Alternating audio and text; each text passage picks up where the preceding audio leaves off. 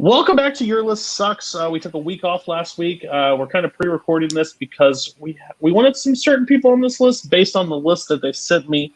I'm not going to lie. This episode is going to be rough. This episode is probably going to be the loudest episode that we've had of Your List Sucks. It's probably going to be the longest because there's some really hot takes from various people on this list. I know how some people feel about the movies that are on other people's lists, so it's going to be quite vocal. I'm going to go first to Tim Brzakala. Tim, I just spent time with you in Madison. Yes. This should, I know when you can get fired up when losing a game, but this is when you're talking about movies that you actually love, and people think they are overrated and pretty much trash. So how are you going to feel if any of your favorite movies come up on this list? That's a good question. I don't know because I don't know what movies. Like, there are some movies I love that, like, if someone doesn't like it, I can arguably be like, okay, yeah, I get it. I get why you don't like that one. But I have a feeling the movies that are on this list that some people have are probably going to make me want to, like, blow my brains out. So we'll see what happens. I'm expecting craziness just based off of how it has been hyped. We'll see. Know that I love each and every one of you, but I will probably call you a fucking piece of shit at some point. Yes, you will. We're going to go next to Andrew Barr. You were the first person to actually send me a list, and I said, well, congratulations, you have a spot on the list because you have some takes. Yeah. I actually misread your list the first time. I thought something was actually in your top 10, and that was going to be quite upsetting for me. But it's still, you have an interesting list. How do you feel? Because you can be passionate about movies you like, or if people call them overrated. So how are you going to feel? I'm ready to set the internet on fire. I'm ready for things to come to blows. There's one movie on here that I know I'm probably going to lose my my movie Warzone team partner because of. But it belongs on this list, so I'm sorry, buddy. Yeah, let's light things up. All right. Again, he is kind of the man behind the scenes helping me with this. He always has a spot because he's helped me with this so many weeks, so I don't really care how many times he's been on. But Koho, you are in the Hall of Fame. You've actually hosted an episode. Some people say you have hot takes for the sake of hot takes. So did that come into the factor of making your list to get a reaction, or do you actually believe these movies are overrated? No, I honestly think every movie on my top 10 is overrated, at least in some capacity. I understand that I put movies on my list and people are like, there's no feasible way that he can't like it. I just don't like some movies, guys. It's not the end of the world, but also it is the end of the world. I just choked on those words. So we'll see how this goes. What we were talking about in the chat beforehand, that's a bad use of words. We're going to go next to Paul Primetime Oyama. You're my producer for the show. I pretty much run ideas past you, and you run ideas that you think would be great topics. So I appreciate that. You have been known to have some hot takes at times, but you usually back them up with logic, and when people call you out, you still deem yourself right. So how do you feel like tonight's going to go, and are you worried about some movies that you really, really love coming up on this list? I know that there will be movies I love that will come up on this list. I think the most interesting part will be what people gauge as overrated.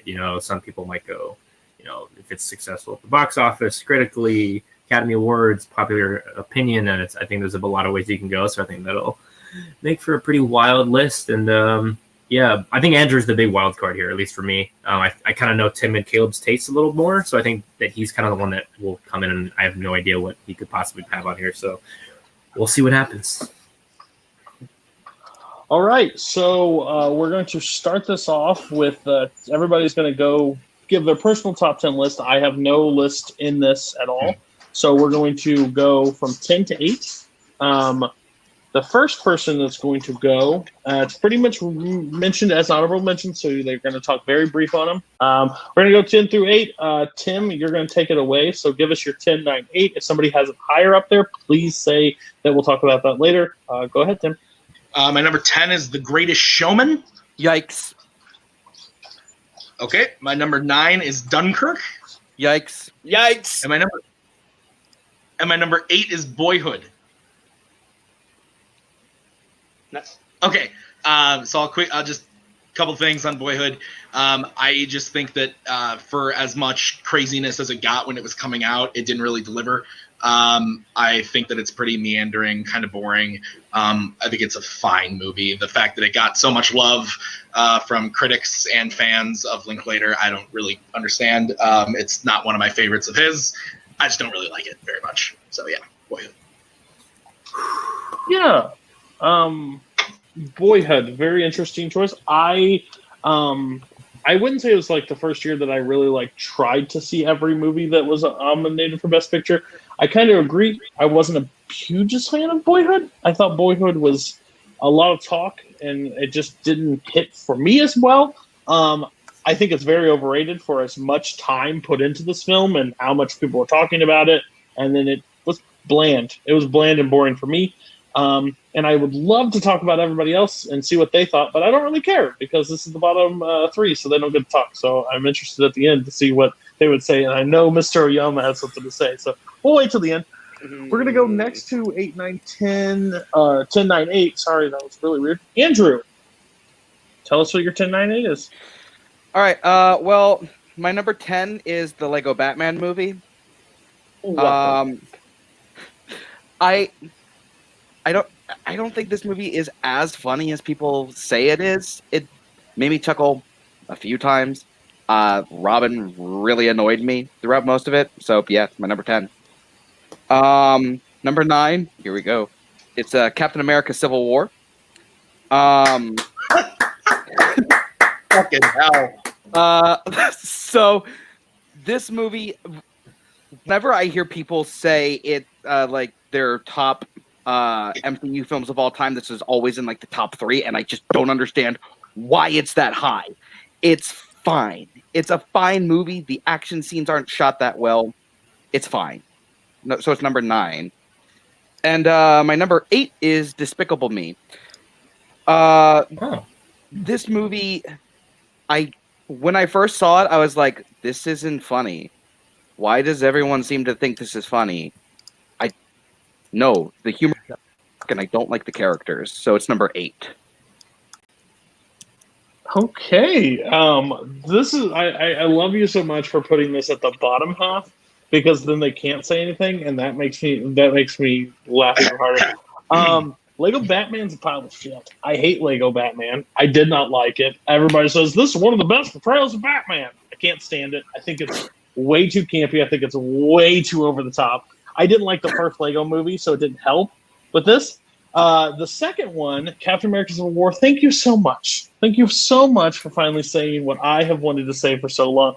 This is an amazing airport scene, followed by a Tony Stark and Iron Man and Winter Soldier battle. Everything else, slosh. We get to watch Scarlet Witch and Vision make freaking dish in the kitchen. Paprikash. Yeah, it's boring. Everybody says like, shush. This movie's fine. It's fine in the realms of MCU. If people say it's so high, it's insane to me. I think it's ridiculous. So I agree with that. A big plan of getting everybody together to watch a VCR tape. Great plan, Zemo. Okay, and Despicable Me, I think that's a weird choice, to be honest. It was like one of the first ones from Illumination, I think. Mm-hmm. So I think they did well with it. I don't like what it spanned off to be. Like, I don't like the Minions and Despicable Me 3, but I think Despicable Me is actually a cute, fun animated movie. I have no problem with it. I have a problem with how Illumination has went since. I think Despicable Me was a good one. So I don't think that's as overrated as you think. All right, so we're gonna go to Koho and let everybody else just sit on their feelings. I'll just share my thoughts in the chat. All right. Well, I'm gonna go ahead. I'm gonna keep it this way so everyone can see the reactions, so we can make sure we document the faces of hot take. It's probably best. So my number 10 might be too soon. It's Once Upon a Time in Hollywood. Oh, that's fine. All right. I'm going to move on to number 9, which is Rango. And number 8 is Call Me By Your Name. So we're going to go ahead. We're going to start with number 10. Alexa, can you delete a friend from Facebook? Sorry, go ahead. Number 10 might be too soon, but the problem is it's people are holding it as the Tarantino or in the top 3 Tarantino already, and it's not top 5. It's really unfocused. It's really beautifully looking, but the story is not there. Rango, I think, is the worst Best Animated Feature winner of the decade. I think the story of it is just it's super cerebral and it doesn't really mesh. The animation might be cool, but honestly, I think it's just super weird and super stupid. And then number 8, Call Me By Your Name, just so slow, so boring. If it's going to be a romance, I would rather have a story within the romance instead of having to watch a bunch of statues in the middle of the ocean and a bunch of like vintage Italian Gucci bedrooms and shit for 2.5 hours. So Call Me By Your Name is 8. Okay. Okay, so I'll start. Once Upon a Time, way too early, I think. I don't like it. I've been on record to saying I don't like this. It's just, I think if Tarantino came out with this X Men years before, it would have not been held in high regard. But Tarantino films are treated like events almost. And when I saw it, it didn't live up to what I wanted it to be. I felt it was very boring. But I don't think it's... There's movies that could have been overrated. Rango. I wish I could let Paul talk right now. Rango's fine for me. Again, animated movies are always weird for me to like say that they're super overrated because as long as they capture the heart of it, I'm fine with it. I think it's a little silly at times, but of course animated movies are. But I haven't heard much people talk about Rango past that year. Certain people bring it up because we're in this community, but not many people say, let's watch Rango. It just doesn't happen. So overrated might be a thing. And Call Me By Your Name, I liked it. I thought it was fine. I know a lot of people like it was top for them, and that's totally fine. I just don't. Again, I took overrated as different. I think like it's buzz, it's crazy that people like are still talking. I just think Call Me By Your Name was the Oscar movie of that year, and it's moved on. I mean, some people go back and watch them and, like them, but I think we have those a little different because we're in this film community. Average people, I don't think are still bringing up Call Me By Your Name. I just don't think so. So overrated, maybe, for Oscars. We're going to go to Paul next. 10, 9, 8. Yeah, so number 10, I'm going to go with a movie that was so underrated that it became overrated. That's Sing Street. Sing Street, again, it's okay. It's definitely not one of the superior coming-of-age films of the 2010s. It's got a really shallow relationship and a whole bunch of other reasons. The music's great, but the rest of the movie, besides Jack Rayner, is pretty Number 9 is Captain Fantastic. Just watch Leave No Trace instead. This is not a very good movie. Vigo's not even really that good. It's just like fetishization of this lifestyle, and it's not interesting. And then number 8 is another animated movie. It's the Lego movie, not the Lego Batman movie, but it's the original Lego movie. I think it just goes a mile a minute. A lot of jokes that don't work for me at all. I think it's trying way too hard to appeal to really, really young kids, and I just don't think it's that clever or inventive. It's just like it looks kind of cool, I guess, but it's there. It's fine.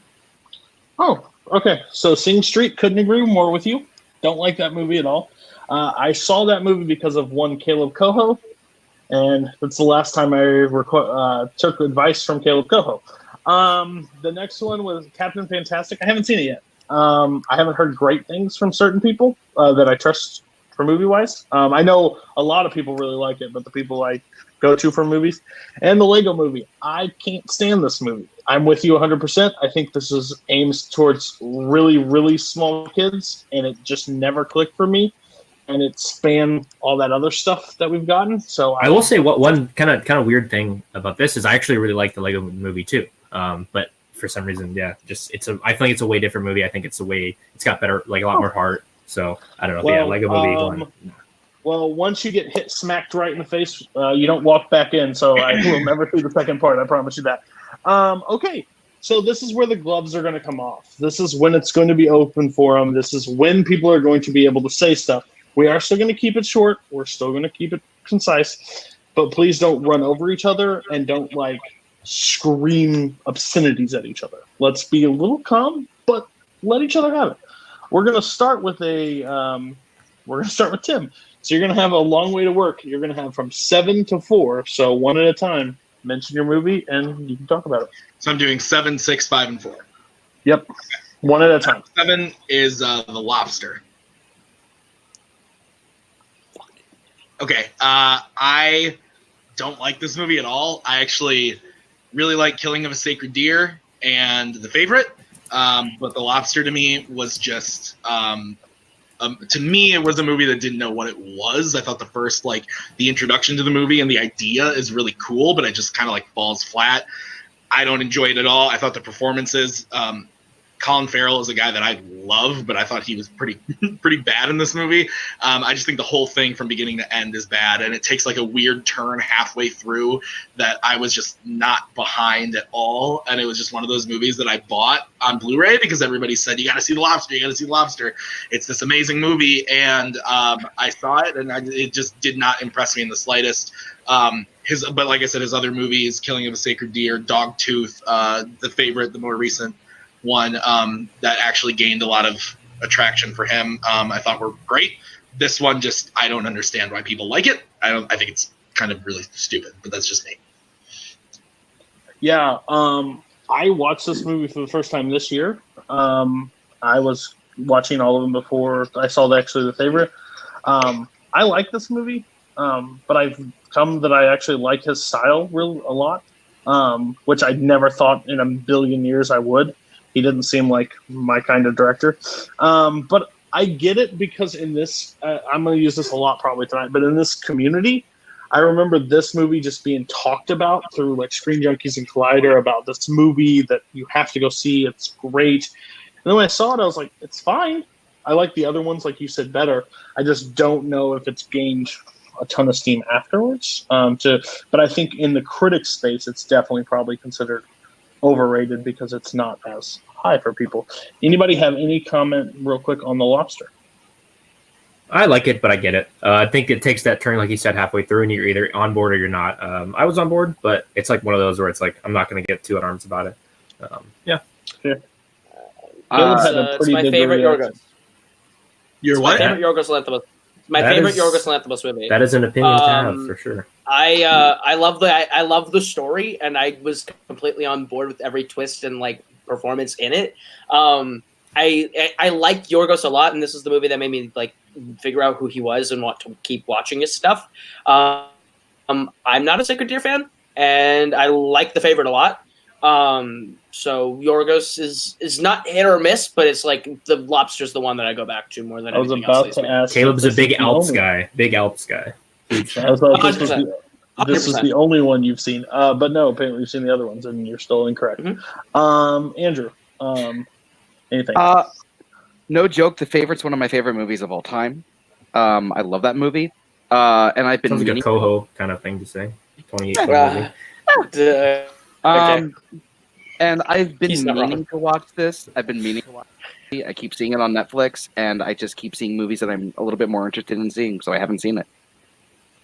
Yep. That's fair. All right. So my number 6 is Gravity. Okay. Great. Fantastic. I'm not the biggest Cuarón fan in general. I didn't like Roma. I don't really like Gravity. Oh, I don't like Gravity a lot. Everybody loves Prisoner of Azkaban. I think it's fine. The only movie of his I really, really love is Children of Men, which I think is perfect. But Gravity is all about, it has the Avatar thing where it's all spectacle for the theater. And beyond that, there's no reason to watch this movie because I saw it in the theater twice, and I saw it in IMAX, and I saw it in 3D, and I did the whole thing, and Sure, it was great it was beautiful and it's technically perfect, but the story to me is nothing. There's all of the like symbolism and stuff at the end that I feel is just like beats you over the head. And if there's one thing I hate in movies, it's when a message is beat over my head. I can't stand it. I like a director or a film that, you know, like subtly puts in a message that if you get it, you are fantastic, and if you don't get it, you still have a great movie there, even if the message slides by you. But this one just kind of like beats you over the head. I don't like it at all beyond the cool stuff in the theater. If someone were to say, hey, we can go see Gravity in 3D on the biggest screen, I'd probably go watch it. But for a movie that got nominated for like Best Picture and Best Actress, Sandra Bullock being nominated, I thought was ridiculous, because I don't think she's that good in the movie at all. I just think it's really overrated. So yeah. Yeah, that's a choice. I like this movie. I really do. I've only seen it like twice. One was in the theater, which was a super cool experience, and even at home, I still enjoyed it. I think just for the technical side, and I'm not a fan of like when a movie gets a huge pass for technicals. I still think the story was there that at least grabbed me. I agree that it was very over your head, but I was fine with it. So I get it if you think critically overrated. I just don't see it. Anybody have anything to say about Gravity? I like it a lot. I think that the whole thing about like it gets a pass, I think it's kind of unfair, because I mean that's the type of movie that it's trying to be. And I don't think that you should gauge every movie the same. Although I do like the story. I think that Ryan's journey and her coming to grips with her daughter, I think it's good. And I think the script is like very efficient. Like it is a little obvious. Like it plays kind of the high and low notes like pretty obviously. But I think that the arc works, and I think it's like very effective storytelling. And actually, it's one of my favorite Bullock performances. I'm not a big fan of her, but I think she's really good in that movie. Okay. Anybody else? I haven't seen it since I saw it in theaters in 2013, so like I guess I can understand it, but also like I liked it. So, it's another one of those movies that I've been meaning to see and just haven't gotten around to it yet.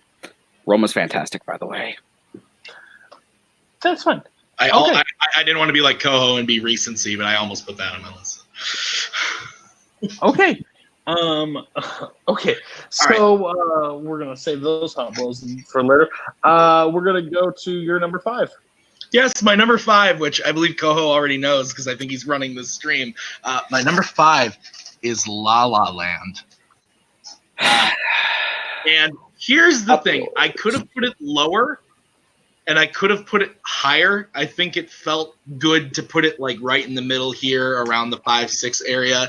Mainly because I don't hate this movie as much as the other ones higher, and I don't like if someone were to say like let's rewatch La La Land, I'd be up for it. I just think that like there's one good song in the movie, and it's in every single trailer in the movie. So by the time I saw it, I had heard it 1,000 fucking times, and I don't like the story. And I think that's what it comes down to. The performances are good. It's shot well. Again, it goes back to the Gravity thing. Technically, I think it's very impressive. And I was so hyped for it because Whiplash was my favorite movie of 2014. So coming off of that, I was really, really looking forward to this. And it just fell flat for me the whole way around. I just think that, yeah, like I get why people like it. But to me, to say that it's like the greatest movie musical of all time, or like it's this amazing movie that should have won best, I don't think it has any business being nominated outside of like the technical things. I just don't see it at all. Like there are really good moments, but as a whole movie, it just doesn't like it doesn't work for me. And I actually was in denial. I saw this movie in theaters like 4 or 5 times because I wanted to love it. And I walked out of it the first time, and I was like, oh yeah, no, I loved it. And we went back a couple days later and saw it again. And I was like, and I saw it with my mom, and I saw it with Maggie again. So it was just like, I kept going back to try to convince myself, and it just never hit. And yeah, I don't really like it very much at all. Sorry, Koho. I know it's your favorite movie. You can lecture me on it. Okay, so I will say this just real quick. The reason why this movie gets even worse flack is for this bastard Koho. It's literally it. He brings it up on every list. He talks about how amazing it is. He thinks it's better than Moonlight. So at the end of the day, he's going to keep getting flack for it, and that's why it has built up this entire thing of just bullcrap. Again, I walked out of this. How you saw it 5 or 6 times, good at you. I couldn't even know. It's boring to me. I don't think it's that great of a musical. I think it's fine of a love story, but the music I don't think carries any weight in this movie. I think it sets the scenes up, but I don't think they're sung to the best of their ability. They used Hollywood starlets to make this movie, and to pass it as a musical, I just don't take it. My wife, that's not a film buff at all, walked out and said, this movie is fucking terrible, which I thought she would love it because there were 2 people that fall in love, but they disappear at the end. It sounds like a Nicholas Sparks novel. I don't believe that it's, if Koho always says this is the movie that made him fall in love with film, if this is the movie that I saw to make me fall in love with it, I would hate film forever. No. I don't like it's so pretentious. Well, and the one added thing too is like when I walk most movies, not every movie, because there's a lot of like depressing movies that I like, but more often than not, I want to leave a movie feeling good. Even a depressing movie, I could walk out feeling like overwhelmed by the power of it and everything. I walked out of this movie feeling like I like nothing. Like it didn't make me feel amazing. It didn't make me feel sad. It did nothing for me emotionally, and that's also a big part of film. So again, it's one of those where I get why people like it, but I just don't. Well, we are definitely in the minority on this call. I already know this for a fact for 2 of these people, and actually 3. I know Paul's opinion on this movie as well. So tell us why we're crazy. Tell us why La La Land is the best. Koho, I don't know if you need to say much because 4 episodes of Your List Sucks, you brought it up as your number 1, so I don't know if you need to say anymore, but you can if you'd like. I will just say that I think the story is great, and I think that's like its nomination for original screenplay. I think is completely warranted.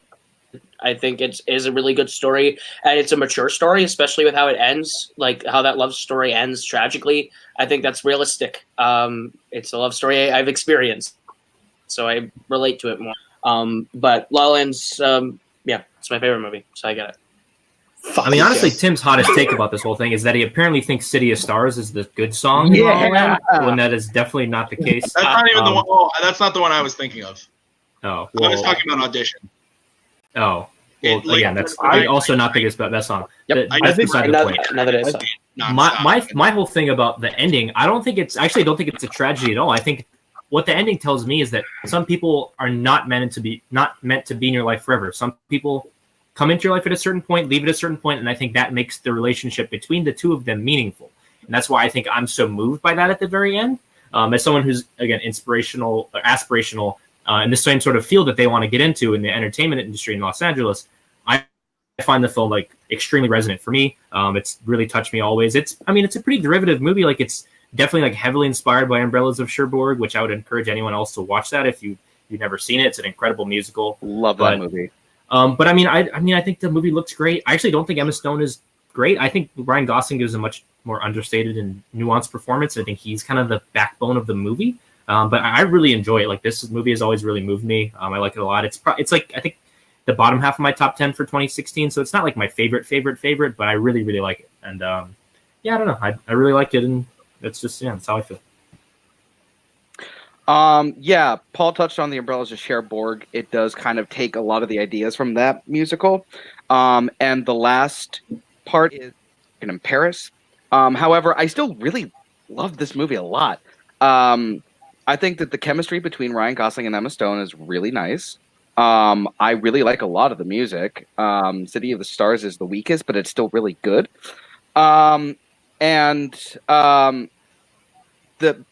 Some of the scenes are just fantastic. That planetarium scene is just absolutely stunning to watch. So I kind of get it, but I disagree. All right. Okay. You're fair too. Your next one. All right. So my number 4 is Rogue One, A Star Wars Story. Man, I'm pulling out all of the things. I hate this movie. There's one scene in this movie I like. Boar Gullet, big Boar Gullet fan. Fucking kill. It's Darth Vader at the end because that is what I wanted to see the whole movie. I hate all of the characters. I don't think this is a story I needed to hear. I didn't need to know. Like, it was always a fun thing to make fun of the, like, oh, if they get the bullet in this, like, or the cannon in this one hole in the Death Star blows up the whole thing. That's just, like, part of the fun of Star Wars. And this movie just is like, Lucasfilm was like, you know what we need to do? We need to make a movie about why that plot hole in his original script was there. It's just dumb. Like, it's stupid.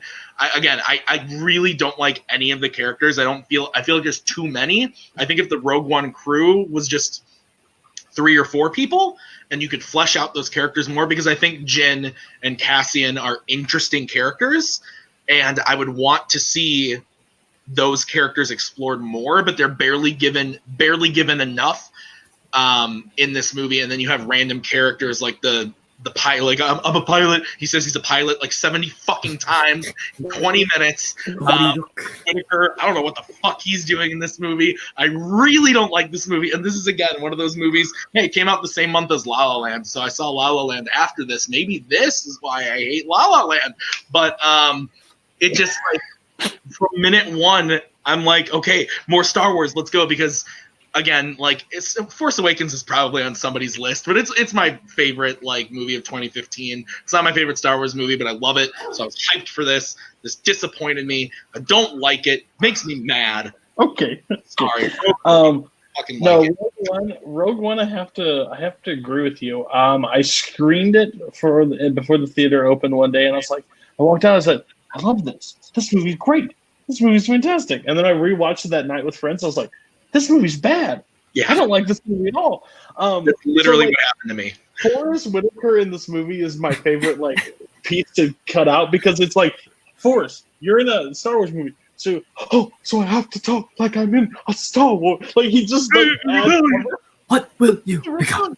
Save the dream.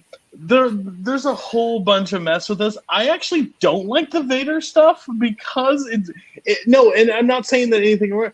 It plays right into New Hope, and the man gets really tired out, because when he fights Ben Kenobi, he can't move a lightsaber very well. But man, in that first scene, he was ripping through people. So it, like, sets out this magic, like, of what 4 used to be. And now I'm just like, it plays perfect, but it really doesn't. It's very overrated.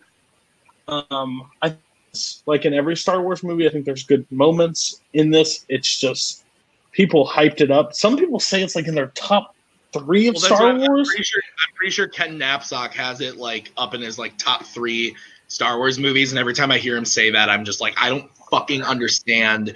Like, okay, yeah, Paul even likes it. Like, this is one of those ones where, like, I just do not understand how you could like this more than any of the 3 original trilogy films. I don't understand at all. Okay, so we're gonna open it up to Rogue One. Just real quick, anybody? I like this a lot. This is my second favorite Disney Star Wars movie. Chirrut Imwe is, like, one of my favorite Star Wars characters, period. I think he embodies kind of what the Force would be manifested in, like, an actual person. I think he's, like, a super interesting character, and, like, his moment at the end is, like, one of my favorite Star Wars moments, bar none. There are definitely parts that don't really work. The Forrest Whitaker stuff is really dumb. I don't know. It's something about this movie just gets me. Like, when they're sitting on the beach watching the explosion at the end, like, that kind of moves me. And it's like, it's not the greatest movie of all time. It's like, it was in the 20s or something as far as my favorite films of the year that it came out in 2016. But, like, I like it. It's not necessary. But my first favorite Disney Star Wars movie, Last Jedi. Not even close. Okay, I'm okay with it. Okay. Same. Anybody else got anything on Rogue One? Very, very quick. Yeah, go ahead, Andrew. I didn't see this movie mainly because I heard Gareth Edwards was the director, and I'm not particularly a fan of Gareth Edwards. So, like, as a person or as a director?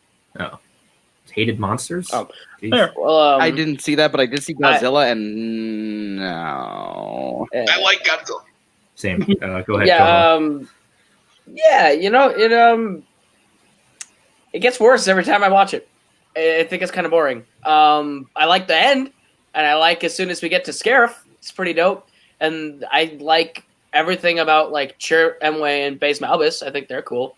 K2SO I think is funny, but other than that, I'm not super interested in the rest of the movie. Like the first 2 acts kind of trudge along every time. I have had to rewatch this movie a couple times for fandom purposes in this last year, and every time I kind of contemplate whether or not I want to win that badly. So yeah, I get it. Gullet nose. Oh god, I just laugh at that scene every time. It's literally what my friend literally over said, I think he's overacting. I said, you think? You're crazy. All right, so we're gonna go to Andrew. Andrew, you're gonna start 7 and move up. Go ahead. All right. My number 7 is Us. It was this close. Ooh. Fair. I went into the movie hearing like all this super hype about it. Like, oh, it's one of the best horror films made in like the last 5 years. And I went in and I was like, this is fine. It kind of, the twist kind of reminded me of like Shyamalan After Signs, and I was like, oh, I don't like this because I got so lost in some spots, and I was like, wait a minute. I started piecing things together, and I'm like, I don't think some of this makes sense. So it kind of lost me. Yeah, Us.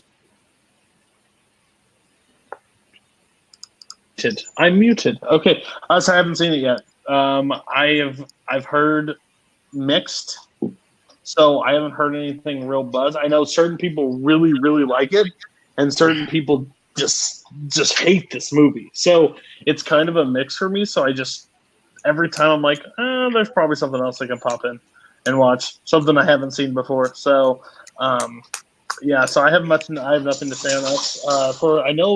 I think Paul and Caleb like Us for sure, and I think Tim doesn't. So let Tim give his piece. Yeah, I don't hate this movie. I've only seen it once. I plan on watching it again because I bought it, so I will probably watch it again. But again, my main problem with this movie is probably the same that Andrew does. I don't like the script. I think the script is a little overcomplicated for the sake of being overcomplicated. There are very cool things in it, and there are moments I like a lot in the movie, but as a whole, the script just didn't work for me the first time around. So that's why I ended up not putting it on. I decided I'm not going to put anything from this year on the list too. So I'm going to watch it again. I look forward to watching it again because I think Jordan Peele is really great. I really like Get Out. But Us, yeah, it didn't work for me 100%. I look forward to watching it again, but I wouldn't say I hated it, but it's just kind of, Yeah, I think the reason that this kind of got not a backlash, but sort of a mini kind of the public opinion is pretty mixed on is because it's from the director of Get Out, and I think people are holding it to that standard, which I mean makes sense, but also is a little unfair for the movie. Yeah, I mean I think it's a little overly ambitious, but I admire that. I like that it tries to have this overarching metaphor and cover these sort of different topics. I think Lupita is incredible. I think the music is really awesome, and there's some really great stuff in here. Overall, I really like the movie. It's definitely not like my favorite of the year, but like I really, really like it. Yeah, it's just one of those things where I think it's a little overreaching its bounds, but it's still good. I like Us because I'm not a horror fan. I don't go into a lot of horror movies, and I went into Us because of Get Out. I didn't actually get to see Get Out when it came out in theaters, and like I watched it, and it was super unnerving. But Us actually terrified me because I don't know what it is about physical horror of like someone invading your home, but that terrified me. I liked the story a lot. I guess I didn't like super overanalyze the script that was presented, but like I enjoyed it. I kind of just turned my brain off and watched it and enjoyed it for what it was. It's one of my favorites of the year. It's in my top 6. It's one of my favorite theater experiences of the year, at least. So yeah, I guess I get it, but I kind of don't. I don't know. Yeah, and also, if anybody saw my post that I made on Facebook page. Please go back at some point and look what Jake Marangoni and Isaac Horvath went over for Birdman. It's about the funniest thing I've seen on the Facebook page in a while. So we're going to go to your number 6, Andrew. All right, so my number 6 is one that I don't understand why I see so many articles. One of the best films of the century, and that's Mad Max Fury Road. Yikes! You know what? I couldn't agree with you more, but we'll talk about that in a later moment. Woo. All right, go to the next one. All right. Oh no, here it comes. My number 5 scared. is the one I think is the most overrated when it comes to Tarantino, and that's Django Unchained. Yikes. What? He's not Actually, no, technically not yikes. Not Oh, yikes, oh, actually. okay. Go ahead. So he has it at 7, you have it at 5. Yeah, so yeah, tell us yeah, your yeah, piece, then we'll go to Paul, Yeah. and then me, Caleb, and Tim will rip into you. So. Okay. So I think up until you see Calvin and Steven is a little too slow and a little over stylized. Up until Calvin and Steven show up, I was not getting into the movie at all. Then they show up and it gets better. The only reason it's at number 5 and not higher. I don't understand why everyone was calling it one of the best Tarantino movies ever made. Go ahead, Paul. Yeah, I mean, this is one of Tarantino's 2 Oscars. It's his highest-grossing film, and it's probably my least favorite. I think it gets really, really bad, especially in the last 30 minutes. Calvin Candy is a really good and interesting character, and I think the Steven character is really good. But honestly, the rest of the movie just kind of loses me. It's not a bad movie. It's like good. It's like moderately good, I would say. But like it's definitely like often held up as like one of Tarantino's major works, and I don't think that that's true by any stretch. Especially the ending is really, really drawn out and really bad. A lot of the metaphors and stuff is just so obvious, and it's not interesting. Like the attempted subversion of this idea of slavery, I think doesn't really work for me. I think Jamie Foxx is an extremely overrated actor, and I don't really buy him too much as Django. But yeah, it's a decent movie, but it's like often held up as one of the greatest, not only of this director's work, but of the century and of the decade. And I think that it's far from that. Okay. So you're both wrong, and it's okay to be wrong. You're in a safe space. No, actually, you're not. Yeah, I didn't think so. I dislike you both very strongly on this one. People regard it as Tarantino's best. You may not like his stylistic choices, and I get that, but I find this movie one of the most watchable. It's not my number 1. I say it's top 5 for sure for me. Definitely top 10. Definitely top 10 for me. Oh yeah, top 10 Tarantino for sure. So I thoroughly love this movie. I think it's 2 hours and 40 plus minutes. I think, and it sure never it's not feels 5 like hours. it for me. It kind of feels like it the last like 20 minutes. It does not feel it at all for me. I think this movie moves so fast and awesome. I think the character work in this is great. Again, this is the movie. When I saw it, I was like, I'm so ready for Hateful Eight, and Hateful Eight actually bored me because I felt like that was way too slow and way too stylistic. I think this one actually had like, I love this movie. I watched it just this past weekend. I think. Just a quick thing. Walt is literally just doing like a discount Hans Landa, and that's not interesting to me. He's doing basically the same character but worse. So I've seen it before. Yeah. It's his bit. It's his only bit, really, as an actor. He does the Hans Landa thing in every movie, basically. But yeah, go ahead. Okay, well, if I had a better producer, I would, but I have to keep you on staff. So go ahead, Koho and Tim. Let it bring. Listen, I get it. It's not High Noon. It's not Shane. It's not a good Western because it's not black and white from the 60s. Neither of those movies are black and white, by the way. This is not film school here. Django is stylized for a reason, and that's why I love it. It's 2 hours and 40 minutes, and it does not feel like it. I think Waltz and Leonardo and Jamie Foxx even, I think this might be Fox's best performance. Like, it's the one that I buy him the most in that I've seen. It's like, it's crazy. I think this is the best. This might be the best like ensemble put together of a Tarantino movie in terms of like everyone bringing 100. It doesn't feel slow. Like until we get to Calvin Candy, we're learning who these characters are and getting to understand them in their adventures, and I think that's super fun and super interesting. And when we get to Candyland, it's when we get to it's like the first mission that they aren't 100% confident that they'll win, and I think that's super interesting to see them in their element and then out of their element. And I think the whole movie works beautifully. Yeah, for me, I actually agree with everybody. I'm in the camp where I love this movie. This is actually my second favorite Tarantino movie, behind Inglourious Bastards. For me, most of that is because this was the first Tarantino movie I saw in the theater. So that alone just kind of brought a level of it was an event. It brought a level to me, and I've always cherished it for that. I agree with Paul where the ending kind of falls for me a little bit. Everything from when he gets sold to those people to go work in the mine, and then he blows everything from there on. I could kind of live without. But everything before that, I think, is fantastic. Honestly, I love Leonardo DiCaprio as Candy. I think that once he dies, the movie does kind of go off. But everything before it, I absolutely love. So that, again, like Paul saying, it feels like it's a 5-hour movie. To me, it feels like that was a long movie. I could take way more in this world. I love Christoph Waltz in the movie. I think Jamie Foxx is fine in the movie, but he's not giving 100. I think he's giving 100%. I just don't think that. I don't think he's that great. He's not a great actor, period. But I mean, that's not true. But I still love the movie to pieces. So it's I don't know. I can't really say much more about it. I love it.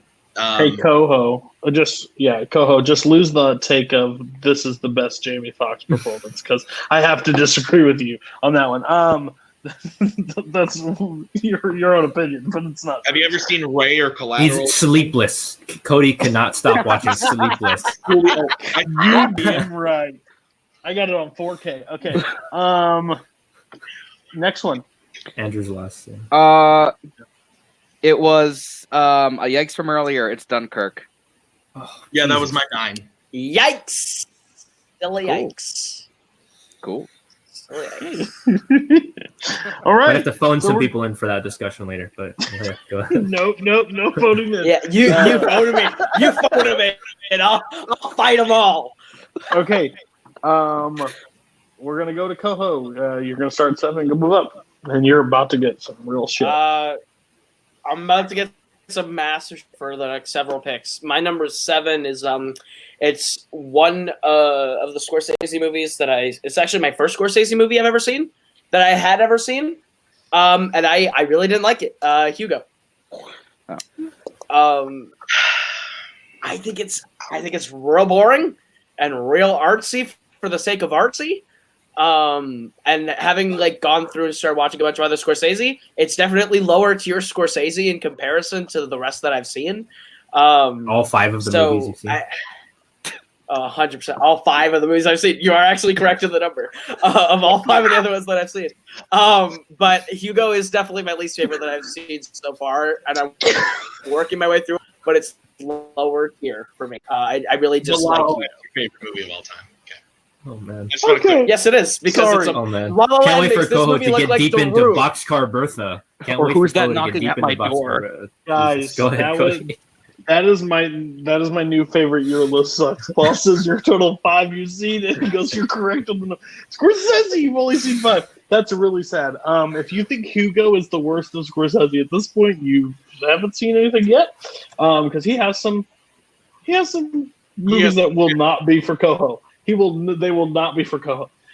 He just saw Goodfellas for the first time, so he's moving up That's there. true. That's true. Goodfellas is great. Hugo's fine. I mean, it was Scorsese's go down that genre, and I think he did fine with it. I don't think it's that overhyped. I don't think many people talk about it. I think it's critically maybe a thing because it's got that name attached to it, but I don't think Hugo is like the trendsetter of that area. So I don't have much to say about Hugo. I think that's a misranking. I'll go. First, before I say my piece, I'm going to do an impression of Kaleb Koho right now. This is Kaleb Koho. That whole time. Here's the thing. I don't love this movie either. Scorsese's my favorite director. I've said it many, many times. I actually rewatched this movie for a Warzone match recently, and it was only the third time I had seen it, and I actually wound up really, really enjoying it. I don't know why this time specifically, but I found myself really enjoying the film. It doesn't make me mad that he doesn't like this movie. It's whatever. I just don't think it's overrated because I think the critics liked it when it came out, but nobody talks about it at all. And when people bring up Scorsese movies, nobody ever brings up this movie at all. So also nobody saw it. This movie lost money. It did not make a profit. It was critically acclaimed, but I just don't think that this is a movie that matters for most people. Yeah, so like I get it. I get that you don't like it. That's fine. That makes complete sense to me. I wouldn't expect you to like this movie because I don't love it either. But it's to say that it's overrated. I just think it does. I don't think it has a place on this list. Is my problem. Okay. Anybody else? Hugo? For me, I always get this mixed up with Tintin, and Tintin's just a better movie. So that's just how I feel. That's true. That's actually a really fair point. Most people do get it confused with same Tintin, year, so. kind of similar. Same visual style. Yeah. I mean, one's animated and one's live action, but that's true. I thought he was going to say a different movie. Me too. Yeah. But here, I don't like that, Paul. I don't. Silencio. But that's all. But I love Scorsese, but Hugo is just one that I haven't seen. If that movie was on any of this list, I wouldn't have had Tim. If Tony Heald was on here, then Wolf of Wall Street. Ooh, no, Tony Heald would make that number one. Yeah. If somebody had Silence on the list, I would have not let you be on because I don't think I would have been able to calm you down. Go ahead, Kaleb, because if you thought people reacted to your last one, this one is going to definitely get some shots. Let me take it back to 2016, a little movie that was nominated for Best Picture called Manchester by the Sea. Manchester by the Sea. Not by the sea, by your sea. By your sea. I had to type fast. Manchester by the Sea is not good. It's just, I don't understand why everyone loves it because it's not a movie that I am ever going to watch again, and I don't think it's a movie I should have watched in the first. I guess Schindler's List not good, guys. Schindler's List bad movie. Never going to watch it again. Terrible. I'm just saying, like Manchester by the Sea is nowhere near Schindler's List. Horrible. Just bad, really. The thing is, it's not on the same level as any of those movies. It wishes it was on the level of those movies. But like, I don't get the love for Kenneth Lonergan in general. As a director, okay, I don't see it. Have you seen any of these other movies? Honestly, have you seen Margaret? I have indeed seen two others, but I just don't like him as a director, and I don't like this movie. What's his name? It's too long. It has nothing to say for me, and that's it. It's a lot of things, but nothing to say. That's okay. So Manchester by Your Sea is a totally different movie. Here's the thing. I have nicknamed this movie Depression by the Sea, and that's not a bad thing. This movie is awesome. This movie is very sad. This movie has so many emotional beats throughout it. You're right, Koho. I will never watch this movie probably again because it has it doesn't have a rewatchability for me. That movie makes me, and actually my life's in a completely different way now, like now. So this movie I couldn't probably watch. This movie would probably wreck me even more if I watched it now. So like, it's Casey Affleck gives an insane performance in this. I think Michelle Williams. I think the cast in this movie is just insane. And there's not like anything big about it. It just happens, and it's your heart breaks throughout this entire movie. And I get it if it's not for you. It's just not for you as a movie, I guess is the best way you could say it. But you say it's bad, and I don't agree. I know two people on this call really like it, but I'm first going to go to Andrew because I know what you two think. I only saw it one time.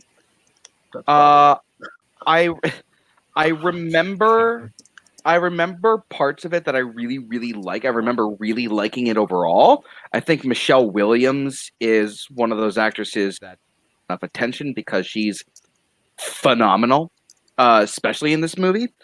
So I do need to see it one more time, but I remember just really liking it. I will go. Okay, whoever. My wife is sitting on the couch next to me. She would like me to relay a message to Kaleb Koho. I tried to get her on camera, but she said no. Quote, "You're a fucking child." Quote. Yeah, I think this honestly comes down to the fact that like this movie's not for Kaleb, and we were told we're not allowed to say that, and that's cool and dandy and everything. But this, yeah, Cody hit it on the head. Like, just because you, I think we've talked about this movie, and you say that like you don't want to walk out of a movie depressed or whatever, or like it made me feel sad. I don't want to feel sad. I hate to break it to you, but you used this exact thing for La La Land of like of the movie ending, like the grief or whatever, and like that's why you connect to it. That's exactly why this movie is such a real punch to the gut. It made me feel so many things, and I actually disagree with Cody. I think it actually has a lot of rewatchability. I've seen it quite a few times actually. It's one of those movies where like I don't know why, but I just like am always drawn. It's low-key kind of funny. It's like kind of funny at points. Like his interactions with Lucas Hedges, like their interplay with each other, like when he's fucking with the fridge. It got some moments I think that are rewatchable. There's a lot of moments in it that I really, really love, and so I do think there's a lot of rewatchability to it. I just think that I honestly, and I'm not just saying it to be a dick, I really think it comes down to the fact of how old you are when you see a movie like this. And no offense to Kaleb, because I love you, you're a bro, but when you saw this, you were 16, and I don't think that this movie was made for 16-year-olds. And granted, I'm only 24, but I saw it when I was 21, and so it plays different to a 21-year-old than I think it would play to a 16-year-old. This isn't a movie, and no matter how much into film you might be, I just don't think that this movie is made for people under the age of 18. I think that if you gave it a rewatch and you went in with an open mind, you might feel differently about it, because I think it's fantastic. I love this movie. Paul, why don't you go? Yeah, I think this is one of the most realistic portrayals of depression I've ever seen in a movie. I think the way that he plays it, it's very subtle. It's not these big strokes. It's not him crying all the time. It's just he doesn't want to go outside. He doesn't want to do anything with his life after what happened to his family. And I think that is what makes it so powerful. I see a lot of complaints about Lucas Hedges' character being unlikable, but he's a teenager who, just had a horrible accident happen to his family, and he doesn't know how to deal with interact with the world. Yeah, he's selfish. That's how teenagers in grief are, and I think that's what makes the movie's so meaningful. Again, the short scene with Michelle Williams is incredible. Like all the stuff that is conveyed about the history of their relationship through one simple interaction on the street. And yeah, she's an incredible actress. But yeah, Casey Affleck is astounding in this, I think. And I just am pissed that Viola Davis was category frauded into Best Supporting Actress, because I think Michelle Williams deserved to win an Oscar for this. But yeah, I mean, I just think it's an incredibly powerful movie. I'm saying she wasn't a supporting actress, not that she was bad. That's fair. That's fair. Yeah. My thing is too. Also, I wish they had the original ending, because Lonergan wrote the movie to have ended with them on the boat out at sea, and then you pan back and you see all these other people on the boat, and it's like this huge metaphor for everyone else is going through their own type of Manchester by the Sea depression, family trauma sort of experience, but they didn't have the budget to film it, which is why the movie ends the way it does. But it's supposed to be this huge sweeping shot of all these different boats and all these families, which is, again, a metaphor for them all experiencing the same sort of grief and loss. And I think that would have made it even more powerful. But I mean, I'm just glad this movie exists. I think it's really powerful. And yeah, I find it strangely rewatchable just because I think it's still moving. And I go to the movies to connect with human beings. And I think this is so empathetic and so powerful, which is something that Lonergan's so good at. If it's for me, watchability, watch the funny clips on YouTube. The other movie makes me sad. So, and it's fair. I just don't. Sometimes I don't need that in moments. No, so we're gonna go. We're gonna go to Koho's next one, and I don't think he's gonna get much better at this point. Nope, doesn't get better from here. My number 5 is Roma. I understand the love for Roma. I don't love it. I didn't connect to anything in it. And that's because of where I'm from, and I completely own that. I am not the person that Roma was made for. It's not an experience that I've had, so it's not an experience I can really connect to. I think it's a beautifully shot movie, and I think it's well acted. Yulitza Aparicio, I think, is good, but I don't think it should have been nominated for Best Picture. I think the love for it was a little too much. It's a movie that I think is very beautiful looking, but it's not a movie that I think is accessible to everyone. So it's not something that I think is top 10 of the decade. So, well, there are only 10 movies that are top 10 of the decade, so. You know. Okay, Roma. I think it's boring too. I will say it. Again, film is made for certain people. It's just this movie was more of beauty and like stuff than overall story for me. Didn't grasp me. It took me 4 watches, I think, to get through this whole movie. I just couldn't. It just never clicked. Never clicked. And I didn't enjoy it. I know a lot of my friends in this community really like this movie, so I try to keep it. A lot don't. A lot of people don't. So I try to keep it down low when stuff like this happens because people get quite upset. It's no bow wrap, if you know what I mean. No, I'm just kidding. So we'll go to Tim first, and then I'll save the 2 that I think actually like the movie. So yeah, no, I don't hate this movie. I really don't. I saw it once, and I thought it was whatever. I like Koho said, it wasn't for me. It wasn't made for me. So the fact that I didn't really care for it didn't really bother me all that much. Compared to other movies that were nominated, I didn't think that it had the reason, like when it was winding up and everyone was saying it was going to win, I didn't think it deserved to win. But again, why certain people loved it, I get it. I would never put it on a list like this purely because of the fact that I think that for the people who do love it, I 100% get it. But to me, it wasn't for me at all. So yeah. Yeah, I'm actually gonna just disagree about kind of one main thing, and that I think this idea that it's not for you. I think that you're Kaleb. Frankly, you're the exact person that it is for. I think the movie is made to sort of put you into the shoes of someone whose experience is completely different to your own. And I think that what it does is transport you to 1970s Mexico. And I think that it puts you in the shoes of someone who has a much different life than you. And I think that's what the power of the movie was for me. I saw this movie in a theater with my roommate in LA, who is born in Mexico City. So I think that seeing his reaction definitely amplified my love for the movie. But I think found when I revisited it, that it still held that emotional power for me.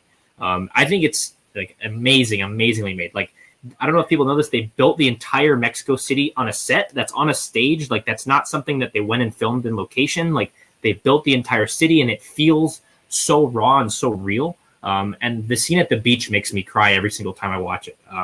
When they all get together and there's the picture from the poster when they're all hugging, that movie is just so overpowering. And I think Marina de Tavira is absolutely astounding as the mother of the family. I think she's amazing, especially in that scene they have at the cafe where they're all eating together. But I mean, I think this movie is incredible. I get not liking it. It's very slow.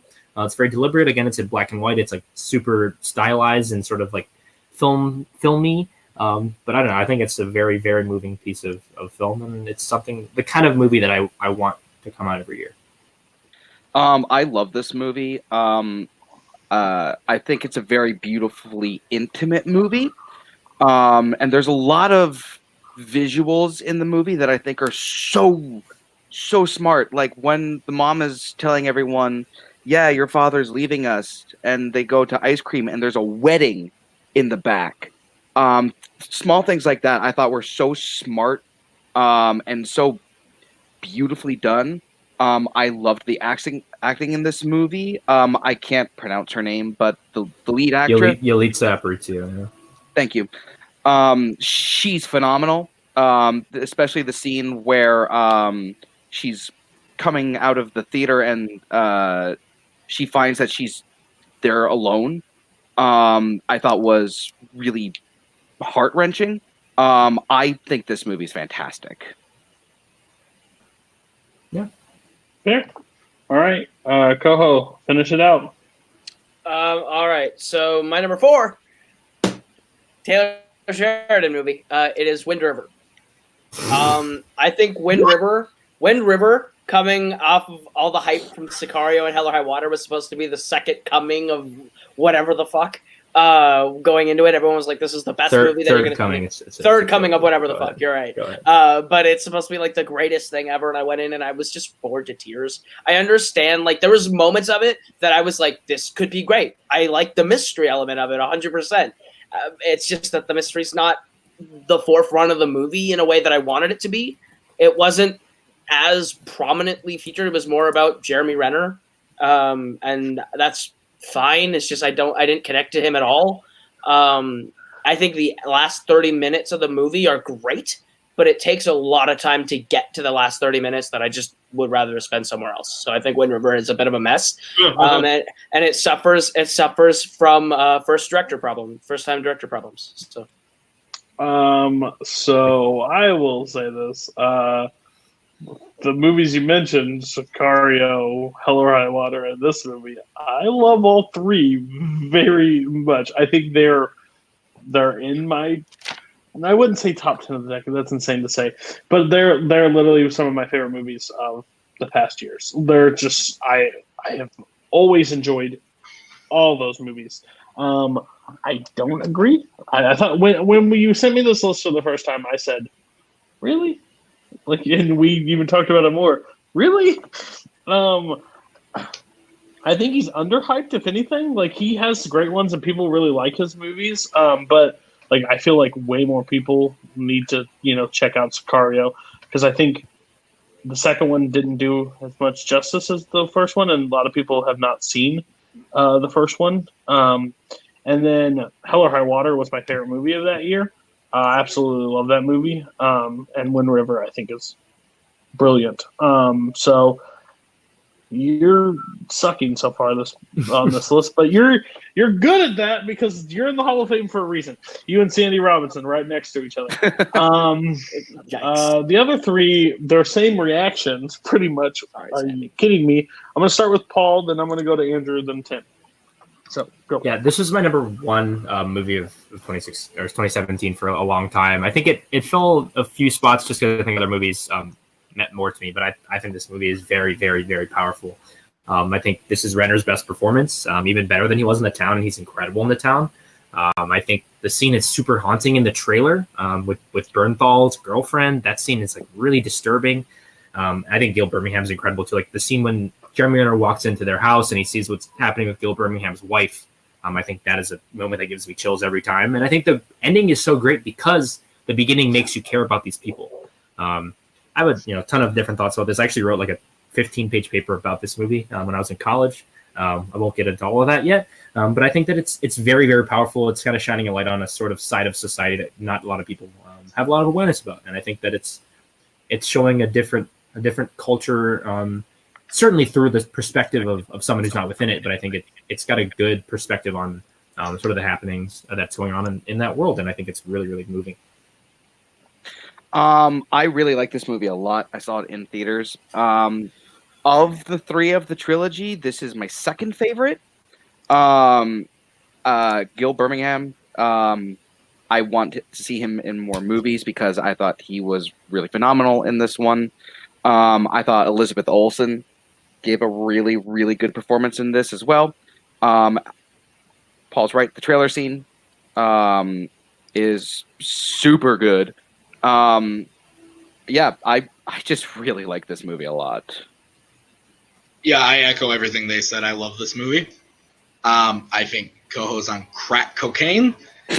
I think that it's one thing to not enjoy a movie, but to actively think that it's the fourth most overrated movie of the 2010s kind of baffles me, because like I said, it's one thing to like just say a movie, yeah, I didn't really like it, I'm never gonna watch it again, but to say that it was so bad, like this movie specifically, yeah, I don't know, crazy. I do think this is like a good pick in terms of like, this is a movie that's very highly rated. It's not necessarily super popular, but I think like in theory, this is the kind of movie that works for the list. I just disagree that the movie's overrated. But yeah. All right, we're going to move over to Paul. I told you this was going to be the longest episode, so go ahead. We talked about my 7 already, which is Django Unchained. I'm not going to go back and revisit that. Okay, my number 6 is a movie from 2012. It's a very popular movie from 2012, and the movie is called The Avengers, directed by Joss Whedon. This is often hailed as one of the great comic book films ever made. I think that's ludicrous. It's like maybe the 4th best Avengers movie. I said maybe because like Civil War's half an Avengers movie. I think this movie's horrible. There are kind of some good stuff. I think Banner is pretty good in it, and there's kind of some good quips. But overall, I think it's really lazily directed. The visual style is really bland and not interesting to me. I don't know. The movie is just very plain, and there's not interesting conflict. I think that Chitauri is like such a horrible, faceless horde, and this doesn't get as much criticism as Ultron does, or just them fighting this big mass of nameless enemies, and I think that it suffers from that a lot. And I don't find the inner Avengers conflict believable or engaging as a plot point. I think that's a pretty lazy kind of way just to make them fight over each other, these really petty squabbles that don't feel in character. And overall, I just think The Avengers is just an okay movie. That's regarded as one of the great comic book movies and one of the best movies of 2012. I do not get it. Oh, stop the press, everybody. Did you just hear that? Paul Oyama does not like The Avengers? Yeah, I've been hearing this for about a little over 2 years. Not a shocker that it came on this list. Little shocked that it was only 6. I don't get it. It's only at 6 because I think people's opinion on it have fallen a little bit with subsequent MCU films. So I think it's not as held in as high regard as it was. Because if this is 2013, 2014, this would probably be. I am actually on the record that I really like Age of Ultron. Probably a little bit more than this movie at times. Just because I think it gets a bad rap because everybody held the first time they teamed up together as the pinnacle. And I think the second one has a lot in it that people don't give it credit for. Overrated, I have to agree with you, technically, because I think it is a super overhyped movie. I hear Collider, Screen Junkies, they mention this at the top, and I just think the MCU has improved over the years. So to say this is still probably the top, I think why a lot of people still put it in their top is because of the theater experience, because I don't think you can erase that from people's minds when they watch a movie. So it always goes back to the amount of fun I had when I saw the Circle for the first time when they teamed up and went to war. It was cool. But it's fallen on my list every time I've watched it because I like Ultron. I like Infinity War. I like Endgame better. I even like no, I won't say that. Civil War. But yeah, so it's fine. I think the other ones will have a reaction. So let me know what you guys say about the Avengers. I'll start. Okay. Go ahead. Go ahead. Okay. This is a movie that I used to hold in such high regard, and then I saw it again a few months ago, and it did dip. It's still in my top 10 MCU, but I totally get it. I think this is just like one of those personal ones for me. But I totally get it. Yeah, I love this movie. But I actually agree with a lot of the things Paul says. Joss Whedon isn't a great director. He shoots the movie like it's a television show. And it is very bland in that regard. So I actually agree with him there. But I do like the script a lot, and I like the characters, and I think that was the main thing. Is like, while it has fallen, it's still one of my favorite movies, just based on the fact that I love these characters, and anytime I get to spend time with these characters, I'm golden. I'm there. There's very few MCU movies that I dislike, so I still love this movie, but I do understand where Paul's coming from, especially if you didn't, which I don't know your background with these characters, but if you're not a fan of them going into it, or if like your first exposure to them was the MCU in general, I could understand. Most of my favorite Marvel characters are ones that have been either introduced in later films or have not been put to screen yet. So these are not my favorites. Yeah, so I 100% get that reaction then. Yeah. Koho. Yeah, I get it. Fair. All right. Oh, you're going to get a little more heat. That's cool. All right, give us your next one. All right, from one comic book movie to another, and it might not be the one that you all are expecting. This is a movie that is, one of those fringe comic book movies that people are like, this is actually one of the best. But I think this movie is really bad. It's Blue is the Warmest Color from 2013, which is a French romance, sort of coming-of-age film with Leah Seydoux and Adele. Don't remember her last name off the top of my head. But I just think that this director is like really gross, and he really fetishizes the female body in a way that I don't think is appealing to watch. I don't think the romance is very effective. This is like a super acclaimed movie by critics, and a lot of people I see put it on their best of the decade list. And there's always edgy people who like to put this. Oh, this is one of the best comic book movies ever, because technically it's based on a comic book. But I don't buy the romance. I just think this director's really gross. He's got a movie coming out that's like 3 hours, and it's just about butts. And I think that tells you all you need to know about this director. I just think he's a kind of a pervert with a camera. And a lot of the movie is it lingering on women's bodies in weird ways that I don't think tells an effective story. Their first meeting of the two women that are the center of the film is pretty sweet, but I think beyond that, it's a really empty movie that doesn't have a lot to say, but is for some reason really, really well loved. And I don't get it at all. I'm going to save you a lot of time. Haven't seen it. Anybody else seen it? No. I was going to see it, and then I actually heard basically what Paul said, is that critics loved it, but then all I heard was that it was just kind of a weird fetishy movie, and that it didn't really do much for the community that it was trying to speak to. So I wasn't interested, so I didn't see it. Yeah. Anybody else? Anything real quick? Same. Nope. Cool. We'll move along. I guess it is overrated if people like it, and it's still not been seen. So go for it. All right, my number 4 is a big cast, and it's pretty acclaimed for its acting, and I just think it's really bad. It's The Help from 2011. A lot of people kind of hold this up as one of the best, like, kind of ensemble pieces of the decade. And I think it's just a really horrible pandering mess. I think it's really reductive in the way that it has minorities interact with white women, especially these class differences that are portrayed, I think are really, really bad. I don't think the performances are particularly great.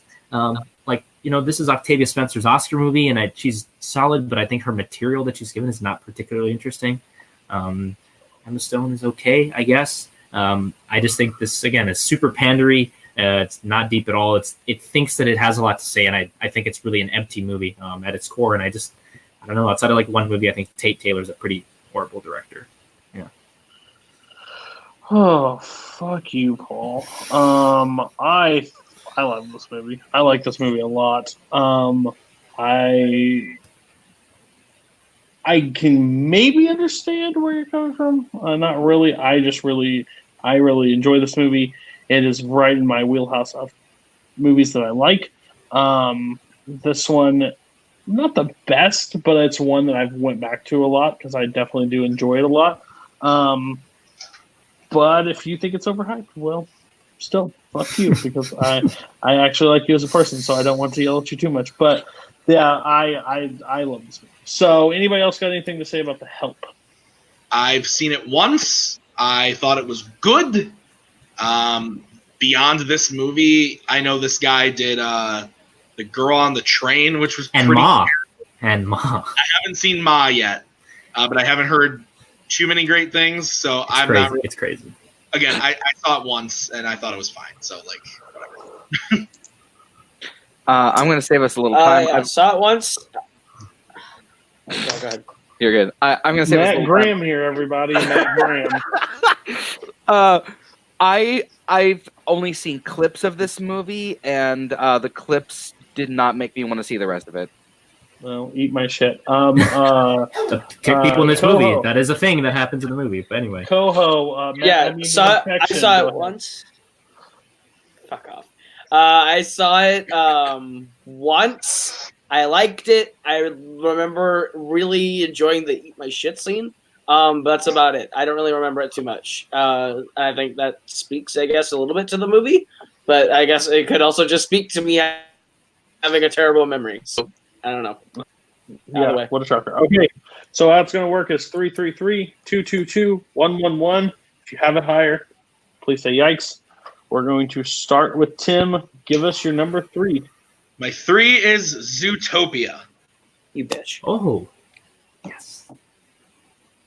Nobody. Okay, no one This else? was my 11. This was my 11 for the record. Okay, So- fair enough. I don't like this movie very much. I saw it in the theater, and everybody. Usually, I'm the guy who sees everything right away.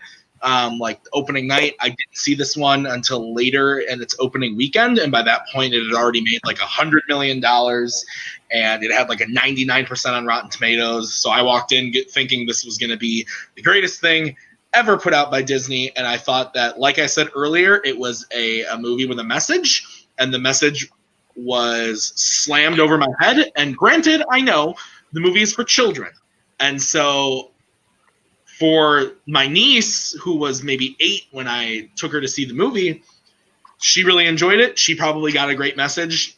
I didn't. I thought all the funny moments were in the trailers. I don't like this movie at all. I've rewatched it a couple times. Most recently with my wife and a couple of her cousins, and I still didn't like it. I don't like this movie at all. I think it's really dumb and it just beats you over the head. When people crown this as like one of the greatest Disney animated movies in the recent catalog of their movies, I don't understand. I don't like this movie. So when I went to watch this the first time, I liked it. I really did. I walked out and I thought this was a good movie. And then I rewatched it and it fell. And then I talked to a certain person on this panel, and I thought, man, his take is really weird for this movie. I don't think I 100% agree with him. Then I rewatched it, and man, did this movie take a turn after looking through it through a different kind of like eyes. This movie's bad. It's pretty offensive at times too. It's like, I think this movie gets praised because of the world build, like how cool the world looks and everything. But I always hate the argument that this is for kids because Disney has a different track record than other animation studios, is that they are for all. Like when I watch Toy Story 4, I can get something out of Toy Story 4, and my 3-year-old can get something out of Toy Story 4. It's for everybody at that point. So I think Zootopia is very overrated. I do not like it. I do not think it's the best movie of Disney movie of 2016 that came out that year. I'm with Cain on that one. But I'm going to go to Paul because I know Paul's take on it, and he's kind of the one that kind of changed. Zootopia, a movie that is attempting to be some sort of race commentary about how we're not actually that different. But then at the end, the predators, aka the people who represent minorities, are shown to be, and that violence is inherent in themselves, which is essentially saying that the minorities that are being represented by these people are inherently disposed to violence, which completely destroys the entire metaphor of them trying to say that we're not actually all that different. And this movie is incredibly sinister if you think about the way that portrays the difference between people of color and white people who are supposed to be represented by sort of the prey in this movie. And I think that is the biggest knock against this movie, is that that's a really dangerous message to teach the kids, that actually within themselves, they actually are different. Like, we're not all the same.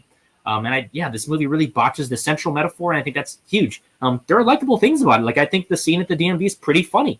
I think that Nick, the Jason Bateman character, is like a nice character. It's got like interesting motivation, but when the central message of your movie, I think, is botched that badly, I just can't support the movie as a whole. And I think this movie really, really loses me in that aspect.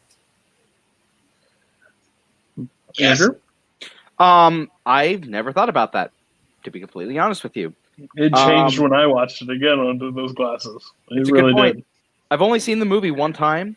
I liked it.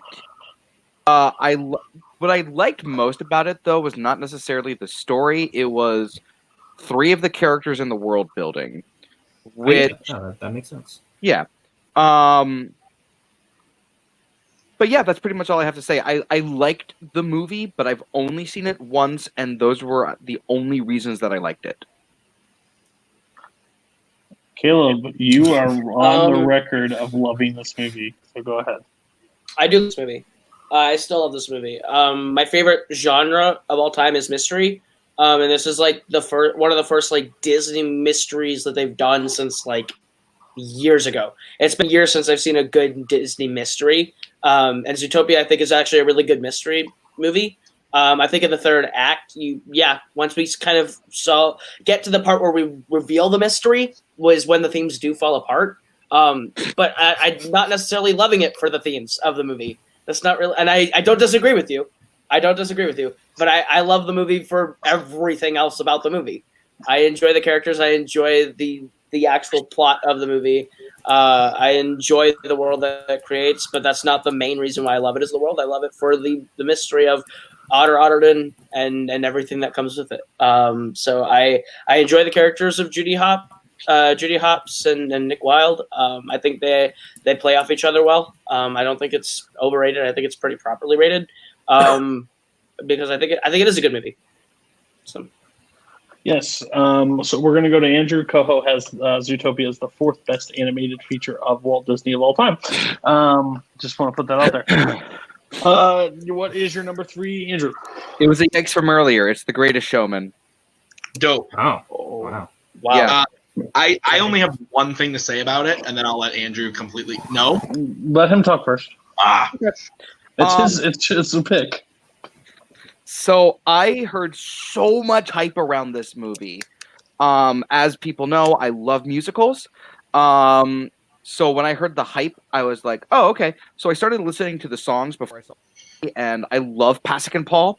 But these songs just did not grab me at all. And it's like one of the best-selling soundtracks of all time. The movie made almost $450 million. And I saw it, and I was so underwhelmed. If I wanted to watch a show about P.T. Barnum, I would watch the musical Barnum, which is a much better musical than this was. It made so much money, and so many people were crazy about it. And it's not good. It's not good. Okay. My only viewpoint on this movie is fine. The problem with this movie is the studio was a complete idiot and made this about P.T. Barnum, a notable, awful human being. If you make this movie and totally separate it from who P.T. Barnum was and make it like a circus musical, no one has an issue. But the problem is you made it about a awful human being and sang upbeat songs to never dive into who the real man was, but still use his namesake, and that's why a lot of people hate this movie. I like the songs. I think the songs are fine. I don't think the story has anything to do with it. They don't dive into any truth about P.T. Barnum at all. So the movie is, like my wife says, I didn't go for a history lesson. I just went for songs. But I get everybody's viewpoint because he's an awful human being, and we like glorified him in a 2-hour puff piece. Tim, you said something real quick, so go ahead. Yeah, I had it at number 10, mainly because I don't think the critics liked this movie all that much. It has like a 50% or something, so that was the only movie I had that was like not critically loved. But yeah, I don't get it. My wife loves this soundtrack. She made me get this soundtrack and like the reimagined sound version of it for her. She listens to it. She loves it. But yet I think she's only seen the movie once. So sure, the music might be fine. Andrew didn't like it. I actually like a couple of the songs on the soundtrack. but the movie does the music no favors because the choreography is bad and the performances are bad and the script is bad. And I just think, Koho, shut the fuck up. It's just bad, okay? I don't like this movie at all. I saw this movie the same day that I saw Pitch Perfect 3. I'd rather watch Pitch Perfect 3 17 more times than ever watch this movie again. Whoa! What's that supposed to mean? Okay. I Okay. love Hugh Jackman. I really do. But, like, this movie, like, it baffled me how many people loved this movie. And I work at a theater, and the theater I worked at, there were crew who literally went and saw this movie over and over and over and over and over again. And I just don't understand. When Tim says he has a quick thought, it's never really that quick. It was going to be quick, right. but you gave me more time. So I know one person likes it. One person I think does not like it. But we'll see in a second. So Paul, go ahead and tell us how you feel. This is a rare occasion. I have not seen this movie. Part of that was my disinterest generally in supporting the sort of P.T. Barnumufication. Again, I also don't know why they made this movie about him. I think you could have replaced him with someone else, and it just would have avoided a lot of controversy. Maybe it would have been less successful because there was less controversy. But really, the only thing I have to say is just it bums me out that Michelle Williams spent like 3 months of her life filming this, or 2 months of her life filming this movie, and not doing something else, which would have been a lot better. And yeah, I'd love to support Keala Settle as a local Hawaiian, but this movie I don't know, didn't interest me. I've listened to some of the soundtrack. It's okay, I guess. It definitely not the best version of This Is Me in a movie. That would be This Is Me from Camp Rock, but that is beside the point. You're yeah, right. Just never saw this movie. Though. No interest. No interest. The problem, and the other one is they didn't use P.T. No one went to the theater because it was a song about P.T. Barnum, like a movie about it. No one ran to the theater, so using his name was so stupid. It was stupidity, honestly. Koho, go ahead. I think the script is definitely the weakest part of the movie, and like I don't think like the story of the musical is that great, but I think the choreography is great. I think Jackman is great in this movie, and I think the performances are all pretty solid, like good. I think the music is phenomenal in the best part of the movie.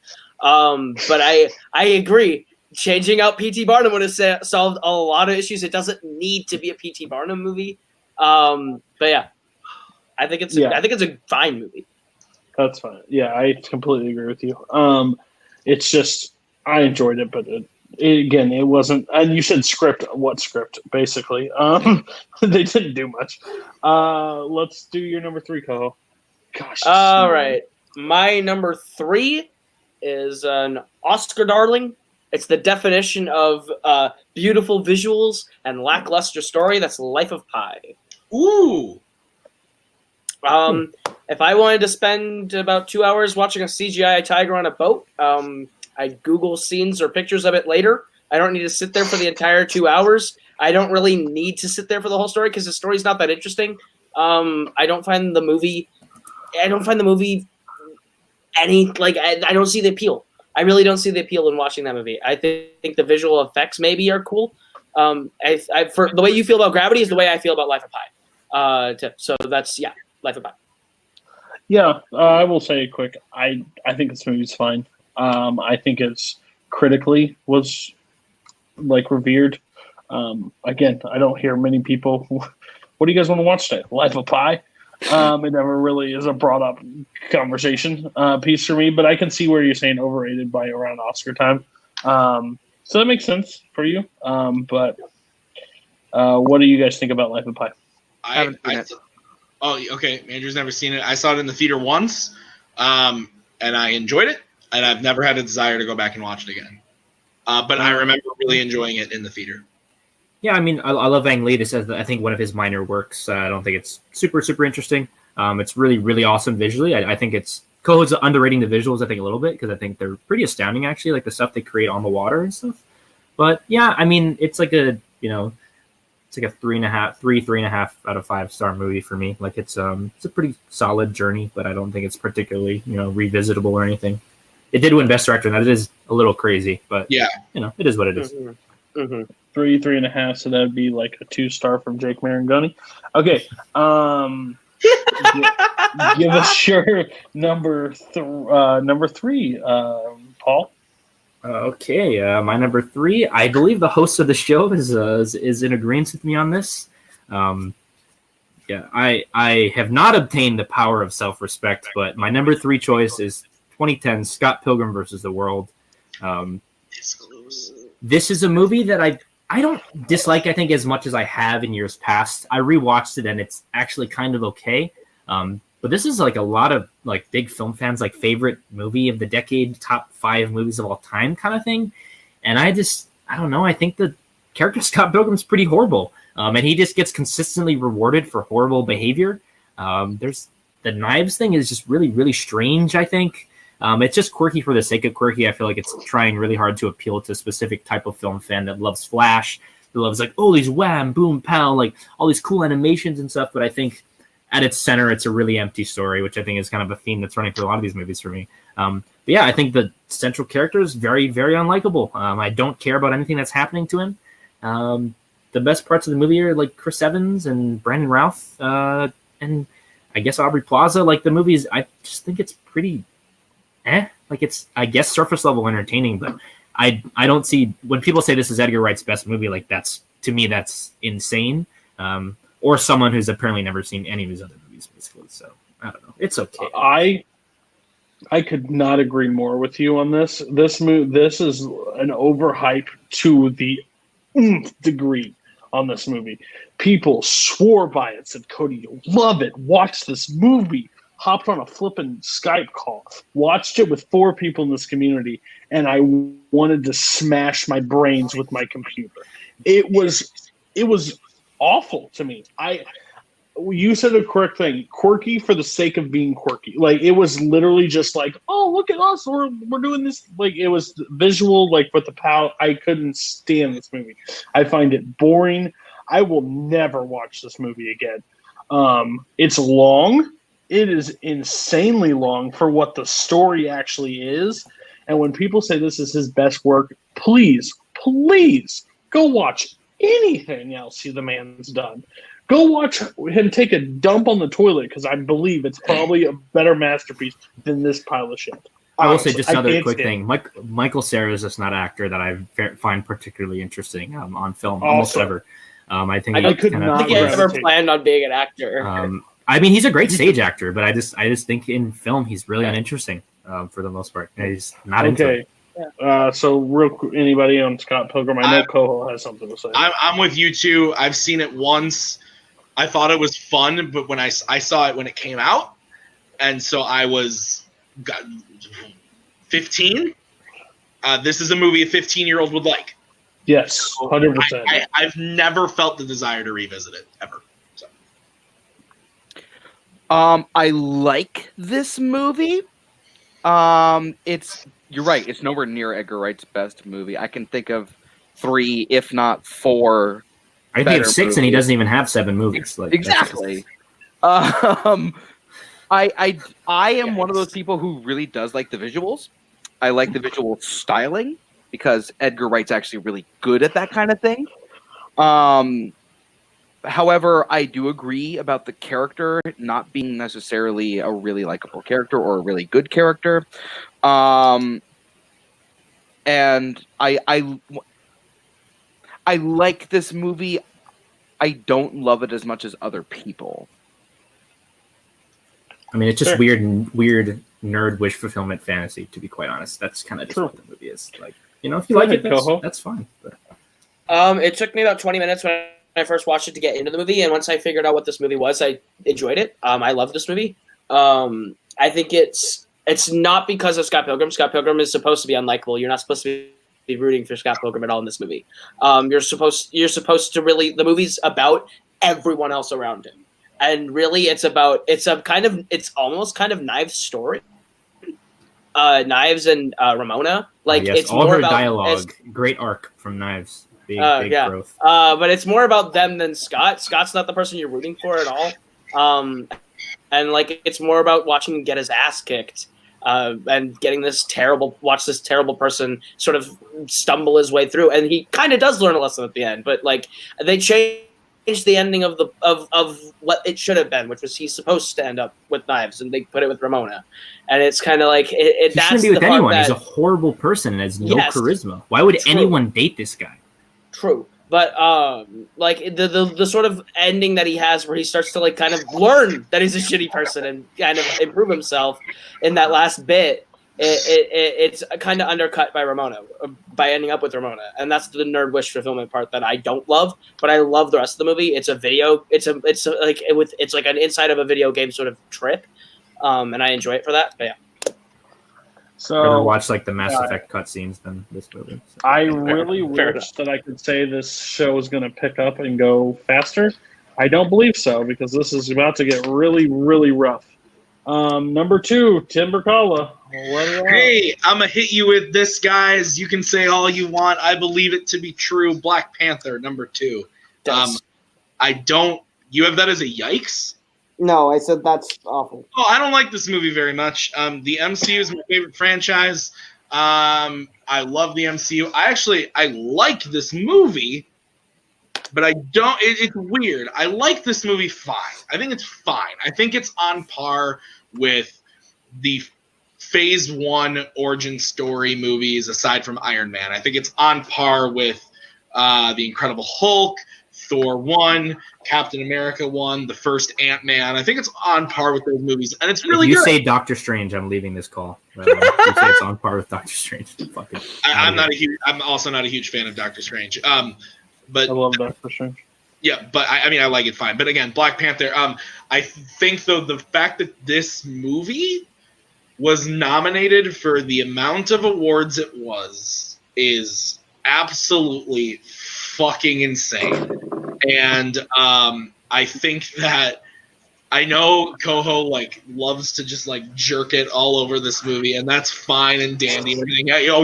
You go like this to me all you want, Koho, but it's true. It's like your number 4 MCU movie, and I just don't understand it. I do think it's a fine movie. Like again, I think it's on par with all those early origin story movies. But to me, there's just nothing new about this movie at all. As far as like the characters, the villain, the story especially, I don't think there's anything new. Now, again, I think what it has done culturally is wildly important, and I don't want to downplay that. But the movie itself, I just don't understand. I don't understand how anybody can look at it and say that it's in their top 5 superhero movies of all time. I just don't understand it. Like I said, I think it's wildly unoriginal. Yeah, I think where you're coming, I'm with you on this a little bit. I think for the critics' approval, it's super overrated. For a movie to be nominated for Best Picture, but like hardly any representation throughout any of the other acting or directing or anything, to just assume that it's Best Picture. This movie was pressured by the Academy to make it Best Picture on that list. It had to, because they were talking about popular films to introduce Black Panther. I think it's a fine movie. I think it's a fine origin story. I think it's probably on par with, probably a little bit better than some of the original origin stories. Sure. because they introduced stuff and technology has gotten better since 2008 and beyond. This is Lion King. I love The Lion King. I just need more songs and better songs. So if you're going to give me The Lion King, Black Panther, I need that. So I find it fine. I just don't think it's as great as everybody says it is. And I've watched it multiple times. I think and me too. I've seen it quite a few times because, like I said, I'm a huge fan of the MCU, and I don't want people to misinterpret by me saying it's overrated that I'm saying it's bad. I don't think it's a bad movie. I'm just shocked at the level of which it grew in popularity, because I think I feel the same way about this movie that Paul felt about the Avengers. Maybe like it's just a movie that I don't. Well, I think the Avengers is pretty bad. So. Okay, well then maybe not. So then maybe not. But I just think that this is a movie that, like, the way that it grew to a point where everybody just universally thinks that it's the best superhero movie ever. It makes no sense to me. All right, so let's hear everybody on Black Panther. I know there are 2 that are huge fans. Andrew, I'm going to go to you first. I like this movie. In my MCU list, I have it if I'm not mistaken. I have it placed at number 8. But I agree that I think that this movie is overhyped and overrated. It kind of falls into the same versus same thing that we see a lot of that I'm kind of a little tired of. I like Michael B. Jordan. I like Killmonger's character. But I like the visuals. Everything else about the movie, I like more than I love. Okay. Paul or Koho, go ahead. Yeah, I'll go. This is my favorite MCU movie, and it's probably a pretty decent margin too. I think the point is kind of weird when you say it's in picture and not in all the other categories. Picture has more eligible movies, so it's just simple math. I think that it's not necessarily every movie in picture is going to get directing, acting. Well, I think that's because of the way that it's constrained by the franchise that it finds itself in. I think that's the biggest weaknesses of the movie, frankly, are the fact that it's in the MCU and it has to adhere to these very specific guidelines that this movie has to hit this point, this point, and this point. I think what makes this movie more interesting to me than the other MCU movies is I think that the conflict that's at the center of the movie, not necessarily just the two people, but what they represent, is dealing with ideas that are in the real world and are more tangible and physical than anything else really in the MCU. I think that Killmonger's entire argument about Wakanda detaching itself from society and not helping other Black people in the world is more real and more serious and more personable than any of the other sort of inner conflicts that are going on in any of the other MCU movies. This is, I think, why he is the superior MCU villain. Not just because he's cool and he has these cool outfits, which he does, played by a great actor, but I think his inner conflict and the way it manifests itself on the outward world, I think, is what makes him a more engaging character. And I think the whole thing about the Oscar nominations is also weird because I don't think many people argue the costumes in this movie are incredible. I think the score is really good. The song that was nominated, while definitely not my favorite song from the movie, is a really good song. The set design, like the effects, I think get over criticized a little bit. There's that one really bad scene at the end. I agree the train scene is pretty horrible, but I think the rest of the special effects are pretty good at the very least, if not really good at certain points. And I think the movie is the tightest narratively. It sticks to a specific trajectory in a way. It doesn't get too distracted just because it's allowed to sort of be its own thing because it's in Wakanda and it's not, forced to interact as much with the rest of the outside MCU. But I think those MCU elements are kind of the biggest detractors, that and also, again, that bad fight at the end. But I think like the last line that Killmonger says, I think, is the most powerful line in the MCU. His entire, the idea, it's very played out at this point, but the idea of him being more willing to die than to acquiesce to what he thinks is some sort of conforming, I think, is why this movie sits a level above the rest of the MCU movies in my mind. I just think that those ideas are more interesting. I just have one quick thing. Sorry, this isn't Nerdgasm, so I'm not going to argue with you like a bunch or anything. But I just want to say that I think I agree with Cody in the sense of the Oscar nominations. To me, when with like a Best Picture, is something that like has all of the elements of every other category in. So the costumes and the score and the original song are all great, and I agree with those nominations.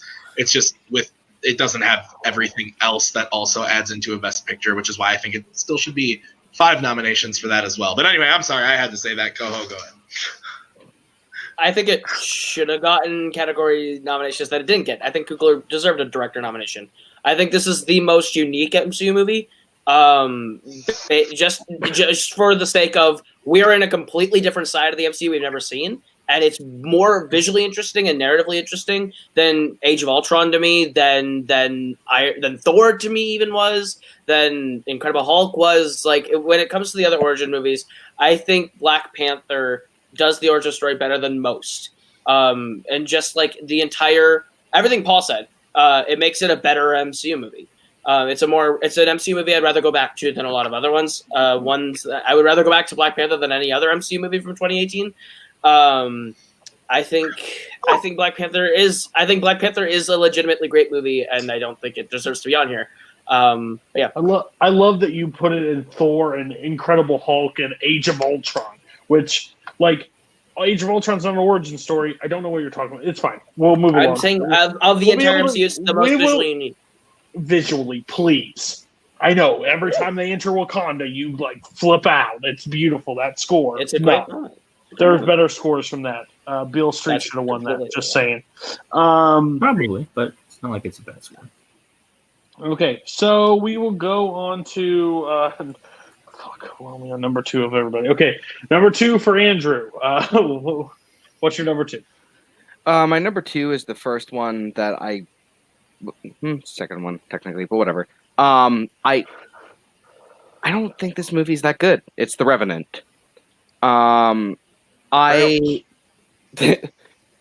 If that's the most memorable part of this movie, wow, I'm sorry. Belts.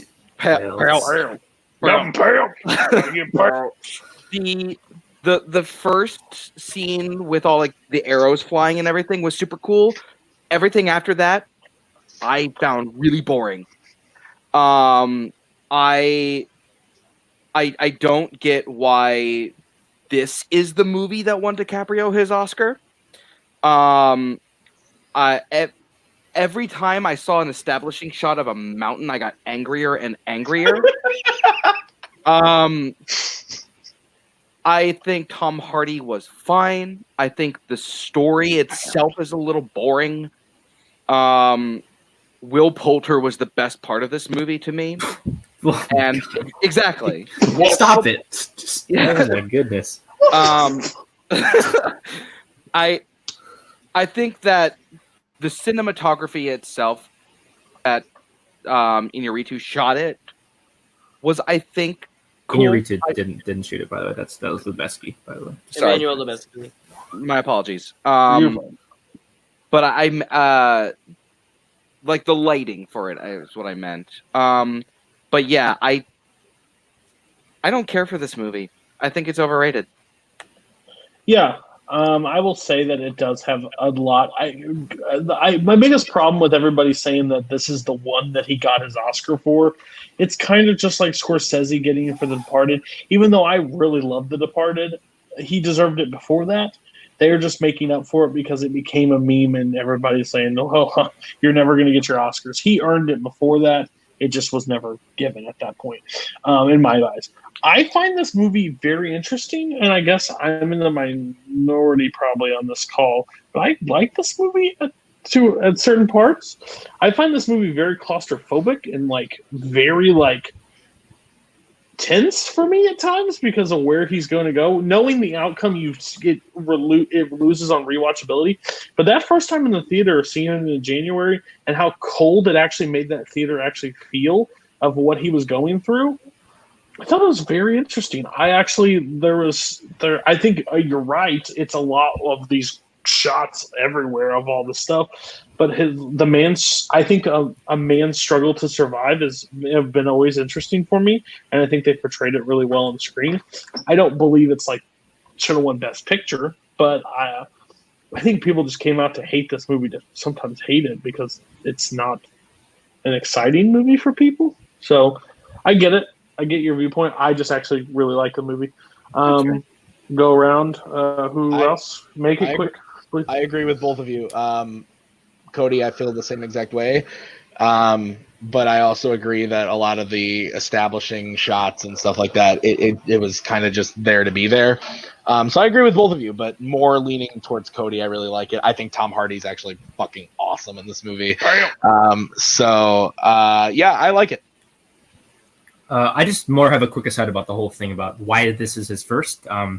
You win the best actor for being the best actor in that year. You're not competing against past performances by yourself, past performances by other people. And I think the big argument that people have is that this shouldn't have been the one he won for, but who else should have won the Oscar that year? The Oscar is about the best performance. I get it. If you think it's Fassbender for Steve Jobs, I think that's a fair argument, but I think that Leo's performance that year is the best performance, lead performance of 2015. 2015. I think the movie is really good. The cinematography, I think, helps you feel at home in this world and in this landscape. It's not the greatest movie ever made, but I think it's pretty powerfully acted, especially by Leo and especially by Hardy. You can say all you want about how this movie's been memed to death, and I think it has, and that's kind of, I think, taken away a lot of the power from it. The bear scene, the first time I saw the bear scene, I was terrified in the theater. I think that stuff still really works overall. It's not a super satisfying ending. I think it goes on a little too long, and then the part where he and the horse fall off the cliff and don't die is a little unrealistic. But I think it's almost kind of supposed to be like this revenge fantasy for Hugh Glass, and I just think the movie is pretty good. Actually, I would even venture to say really good. It's not, a masterpiece by any means, I won't say. But I think it's a good movie. I think the performances are really, really great, and I think that's sort of become underappreciated. Koho, tell us about The Revenant, how Leo should have lost to Fassbender that you just saw Steve Jobs. I did just see Steve Jobs. 2019. I did. I just saw Steve Jobs. That doesn't change the fact that I think he should have won now. Like, after seeing that performance, I do think that Fassbender should have won. Before that, I didn't really have an opinion on the actor race. And, like, now I have a stronger opinion. I think The Revenant's fine. I think it's whatever. I'm not a survival movie fan for the most part. So, yeah, it's just not a movie that I needed to see more than once. I think Leo's good in it. So if you think he was the best, sure, I get it. It's just I think Fassbender and Steve Jobs is the better performance. So I have resentment for it. But yeah, a whole 3 days of resentment. A whole 3 days of resentment for that movie. A whole 3 days. Okay, Koho, go ahead, get everybody against you again. I don't know if I'm going to get everyone against me with Dunkirk. I think it's an awful story. I think the editing Oscar win is a fucking joke. The editing destroys the tension that it tries to build in a way that I think is irreparable throughout the movie. I don't understand what the fuck is happening with Tom Hardy in a plane. I think visually the movie has some cool shots. And Nolan had an ambitious sort of idea. It just didn't pan out. And I think everyone going gaga for Dunkirk, I don't think it's a Best Picture nominee for 2017 at all. It beat out other movies that I think were more deserving, better stories like The Big Sick, or visual masterpieces like Baby Driver, or whatever you want to nominate in there. I think Baby Driver is phenomenal. Get out of here. It stole Baby Driver's editing Oscar. But Dunkirk is it's a movie that I don't think had any business sniffing the amount of critical or Best Picture nominee success that it did. So, this movie bored the shit out of me. It really did, and that's fine, I guess. But it sold me as one thing. It's the same exact reason that Tarantino's did not hit well with me with Once Upon a Time, because it's what I just like they're very different movies. But go ahead. No, it's the same thing. Nolan comes out with the next movie. You're excited to see it. You sit down in the theater, and it doesn't live up to what you thought it was going to be. They painted the tension very well. I think it loses tension throughout that movie. It's also a little bit like why I don't like Rogue One as much. It's pretty much faceless people that you don't really gravitate and get to like care about the death. How hot is that food, Tim? It was pretty fucking hot, man. That's okay. So, I get it. I understand why some people like really think this movie. It's just movies. I don't know. I found it very boring. Somebody asked me why I was watching. And they're like, "What do you think of it so far?" So I'm fucking bored out of my mind. Really, I don't care. I know all these people are probably gonna die, so let's just move on with it and kill them. Like it's a rough story of that thing, and I think Nolan is better at telling stories than that one for me. So I know Paul's a huge fan of it. Tim actually had it on his list. So did Andrew. Did you have it? So did Andrew. Yeah, I had it at 9. Did Andrew have it as well? 4. Yes. 4. Okay, yeah. Andrew go first. Tim go second, Okay. and then Yeah, Paul, that's fine. Paul's go. Okay. I think we could have cut out a lot of it. You may have been able to get rid of the Tom Hardy scene. I think the most interesting story was the one on the boat. I thought that was the most interesting story. Honestly, the entire movie was about that, I think that would have worked out really well. I honestly, it's because I liked that one and I didn't care about the other two stories enough to keep me interested in those and not make me go, I wonder what's happening on the boat. that's it for me. And I actually agree with Koho. I think that Baby Driver should have gotten sound editing, sound mixing, and film editing. I thought that the sound editing and film editing in this movie was good, but not better. That's probably where I disagree. I think that this movie is a technical masterpiece. The story just doesn't connect with me at all. But I enjoy watching this movie. I put it at number 9 only because I don't hear a lot of fans holding it up very high. Critically, it did very, very well, but I think I respect Paul's opinion. I think this is one of your, if not your favorite Nolan movie. Yeah. So, like, I completely respect that opinion. It's nowhere near my favorite Nolan movie, and so to me, I think that's why it's overrated. But that's all I gotta say.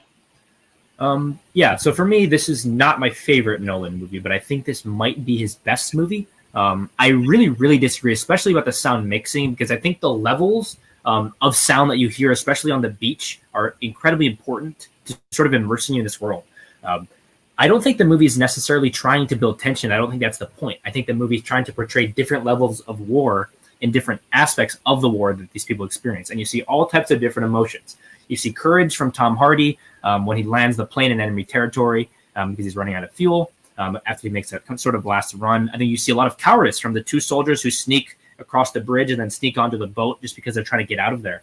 But I think what the movie symbolizes at its heart is this sort of stiff upper lip British working class heroism, I think, that was present in that era.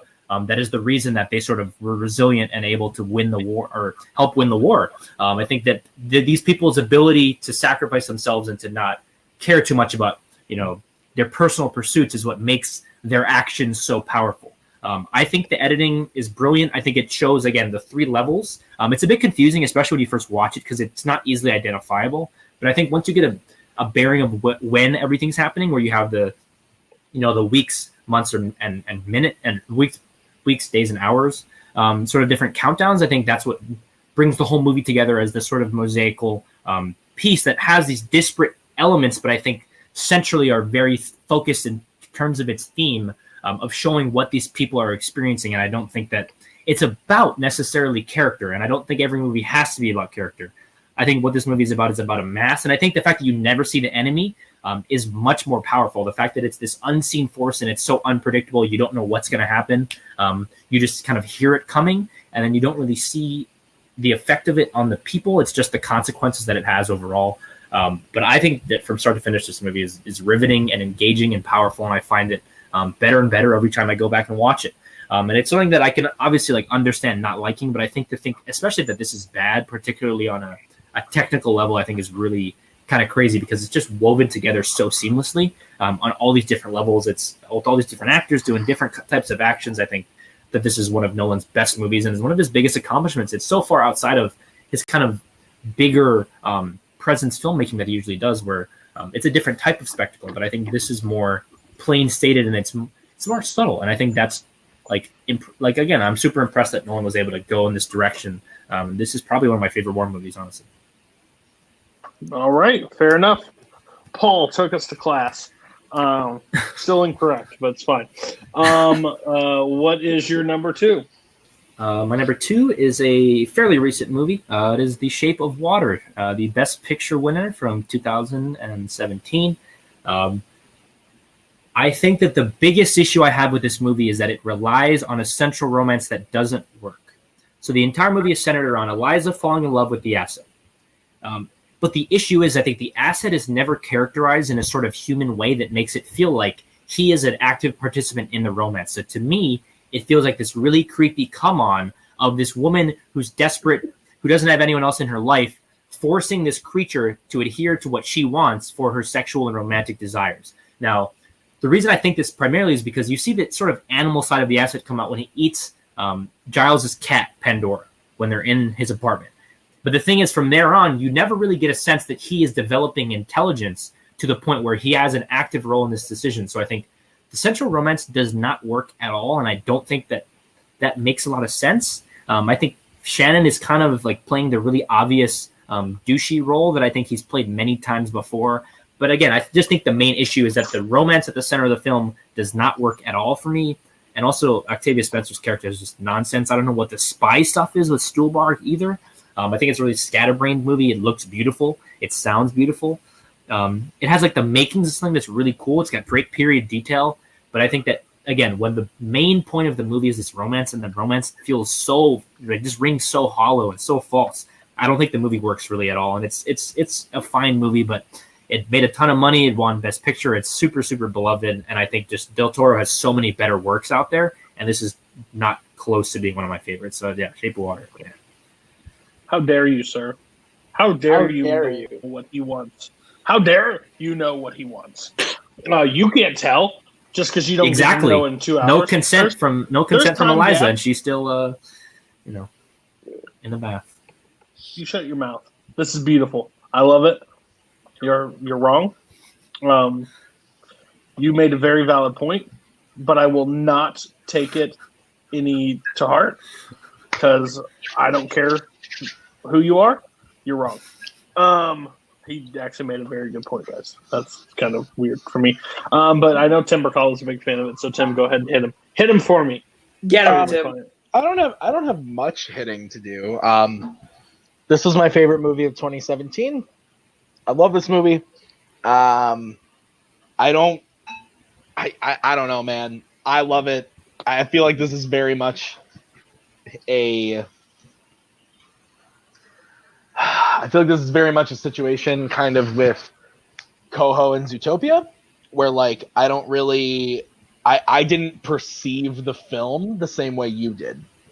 And so I think that's the big thing there, is that just like that's the fundamental difference of the reasons that we disagree. Is I think just we didn't look at it, or we didn't catch everything the same way. I think that I thought the romance and the relationship was actually beautifully done, and really, really, really well done. I thought Shannon was spectacular and should have been nominated over Jenkins, who I think is also really great in the movie. But I love the movie. I think the score is fantastic. Desplat's score is really, really great. I mean, it should not have won Best Score, but we can get into that later. What was that, or Calling by Your Name, right? Those Phantom Thread. Oh, yeah. That's right. Three Billboards. That's a good one. The score for Phantom Thread is really good too. But anyway, I love this movie from start to finish. So, again, it's one of those movies where, like I said it on our Del Toro episode of Multiplex Loves Movies, that very good friend of mine likes to call this movie Grinding Nemo. That's really cool. I get why it's fun to like make fun of the movie where the woman fucks the fish and stuff, but I thought it was beautiful. I love it. You made some good points, but I just don't. Yeah, no, I love it. I get it. All right. Anybody else got anything on Shape of Water?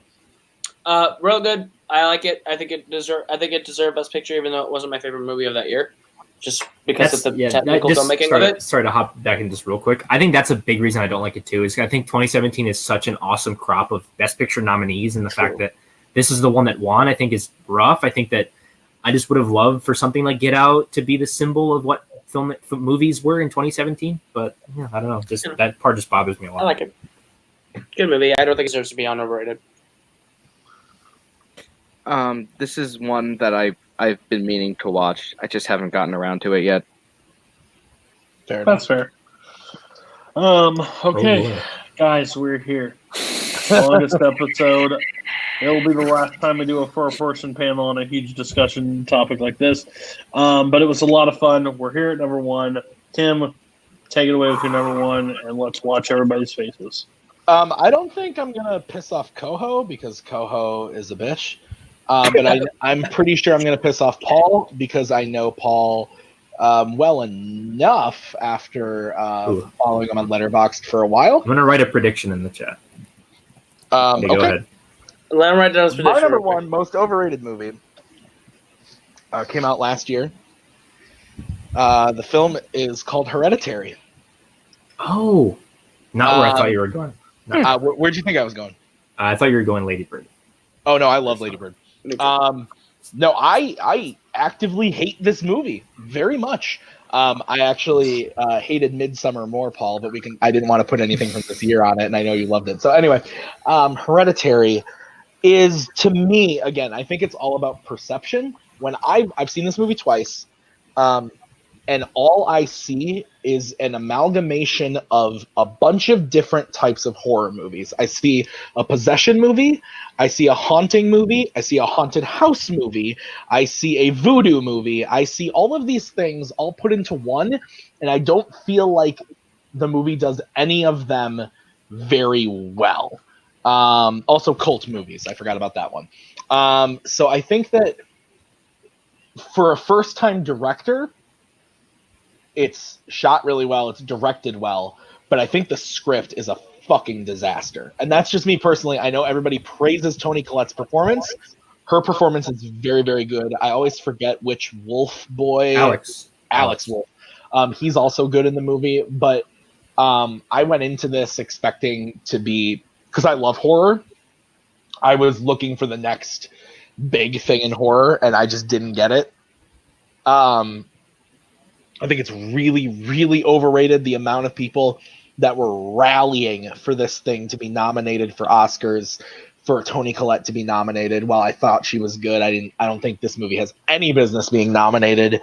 I really, really don't like this movie, and it really all goes back to that script and how I think that it's trying to be so many different things at once, and it doesn't do any of them good to me. But I get why people enjoy it. I can't fucking stand it at all. I really hate this movie. I'll save it. I haven't seen it. I heard kind of those mixed things. A lot of people like it, but I'm not a huge horror fan, so I don't run out to see horror movies. So that's my bad. Just haven't seen it. So no opinion. You guys make it kind of quick, but what do you guys think about Hereditary? I will go super quick because I know Paul has stuff to say. I saw it and I didn't really understand it, and Paul and Lucas gave me a deeper appreciation for explaining it to me. And I saw it again, and I enjoyed it more the second time. It's not a movie that I love, but that's also because I don't love horror. But I don't think this is a bad movie. I'll make this short as well. I saw it for the first time maybe 2 months ago. I admire some of it. More than I necessarily love it. I do really like Toni Collette's performance. I think Gabriel Byrne is actually a little bit underappreciated in this movie. But I admire this movie more than I necessarily love it. I think this movie is really brilliant. I think it uses the different subgenres of horror that Tim mentioned, not as what it's trying to become, but I think it uses those as tools to accomplish. It's really trying to be like a really dramatic, tragic family backstory that obviously scares the shit out of you. But I think that at the middle of the movie, it's really about the family struggle with each other. And it's just the sadness of what's happening to them that I think that's the most horrifying thing. It's the things that you see happen to this family that starts out relatively safe, relatively good. I just think the little touches are what make this movie really good. The dioramas that she makes, I think, and how it plays with the perception of the house and the space and where things are. I think that scene in the car, I'm not going to describe it too much, but I think that's one of the scariest things I've seen in the last 5 or 10 years. That is the one scene in the movie that is. I think that scene is incredible. I actually think Gabriel Byrne is kind of weird. I'm not super into his performance, but I think Colette is astounding. And the way that she expresses grief when she's yelling at her kids, and then she kind of stops and realizes, oh, like, what am I doing? I think like she's just going off the handle, and I think what she's doing is so moving and so powerful. And each little detail is so important to this movie. I will say the last literally 2 minutes, I'm not a fan of. I really wish this movie would have ended like a minute or two earlier. I think it would have been a lot more powerful if it ended slightly earlier, but I still think it's a great, great movie. And yeah, that's it. Sorry, I don't want to go too long. You're fair. Okay, we'll go to Andrew. What's your number one? I have one that I don't think a lot of people would think of. It's Pitch Perfect. I think I think this movie is the definition of fine. My biggest problem with this movie is I don't like the script. I think it tends to rush things. I think it leaves some things dangling. I'm not the biggest fan of the Fat Amy character. I think she's fine, but I think she tends to get shoehorned into the movie too much. And I think the music is good. I think it's good. I love their song choices, but yeah, that script really kind of hurts it for me, and I don't understand why everyone that I know personally holds it in such high regard. I don't get it. I like this movie a lot. I think this one kind of gets a bad rap after what follows with 2 and 3, but I think the first one in its just as is brilliant at times. I think it's very funny. I think the music elements are insane. I think I'm with you on that one. I like 2 too. 3 is where it really goes really rough. 3 is not what the movies were. Because like even in 2 when Fat Amy's going across the lake, I still laugh really hard at that part. But 1 is just like with the riff off with the two commentators throughout the entire thing. I love them. Just so good. I think actually the love story behind Anna Kendrick and whoever, I can't think of the character's name. Yeah. I think I actually Becca and Jesse. Thank you. That'll be in a trivia match. So good thing you know that. So like I think that is just. I just think that's really it kind of went back to like some romantic comedy kind of like elements that haven't been around for it took us back. So I really enjoy the movie. I don't think it's overrated. I think it's underappreciated in some aspects because of what's followed. We had some visceral reactions when Trevor was said, so whoever wants to go, just make it quick. Yeah, I'll go quick. This movie came out when I was a senior in high school, and I was singing in an a cappella group, so this movie really hit for me then. Wow. Believe it or not, that was me in high school, boys. So I really like this movie. I think that the romantic comedy aspect of it is great. I love the music. I like all the characters. Like we've said, I even like the second one. So I find this movie really funny. I think Adam Devine is also really, really good in the movie. I love this movie actually, surprisingly.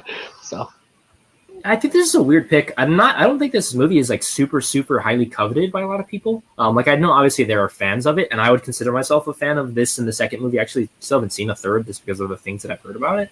But I don't know. I just think this movie is really fun. I don't tend to analyze it too critically, I would say, because I don't think that's the movie it's trying to be. It's not trying to take itself too seriously. I'm not crazy about the Fat Amy character either, honestly. I don't think she's that funny. She's probably like my least favorite kind of thing. And there's stuff that doesn't work. But overall, I just think it's a really fun movie. The riff-off stuff is really fun. And I just think it's a ton of memorable moments. Shout out to fellow Showdown competitor David Del Rio, who's in this movie. He's in the Since You've Been Gone tryout scene. I think he's on the trebles. But I just think it's pretty fun. And the performances are good. I like the stuff with Benji, especially at the end. I love him sort of coming out of his shell, and that performance I love at the end, like the performance of Magic and Bright Lights in the Big City. I think they kind of got robbed, to be honest, in the finals. But the Bellas always win when they probably shouldn't have won in the finals of all the movies. So it is what it is. It's fine. That's fair.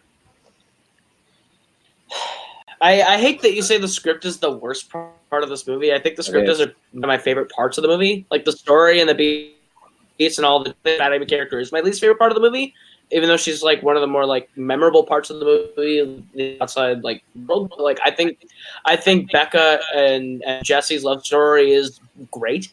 I really enjoy it. And I enjoy Bumper and the entire trebles and the riff off. I love this movie, and I hate that this is now number one on someone's list because I don't think it's deserve it at all.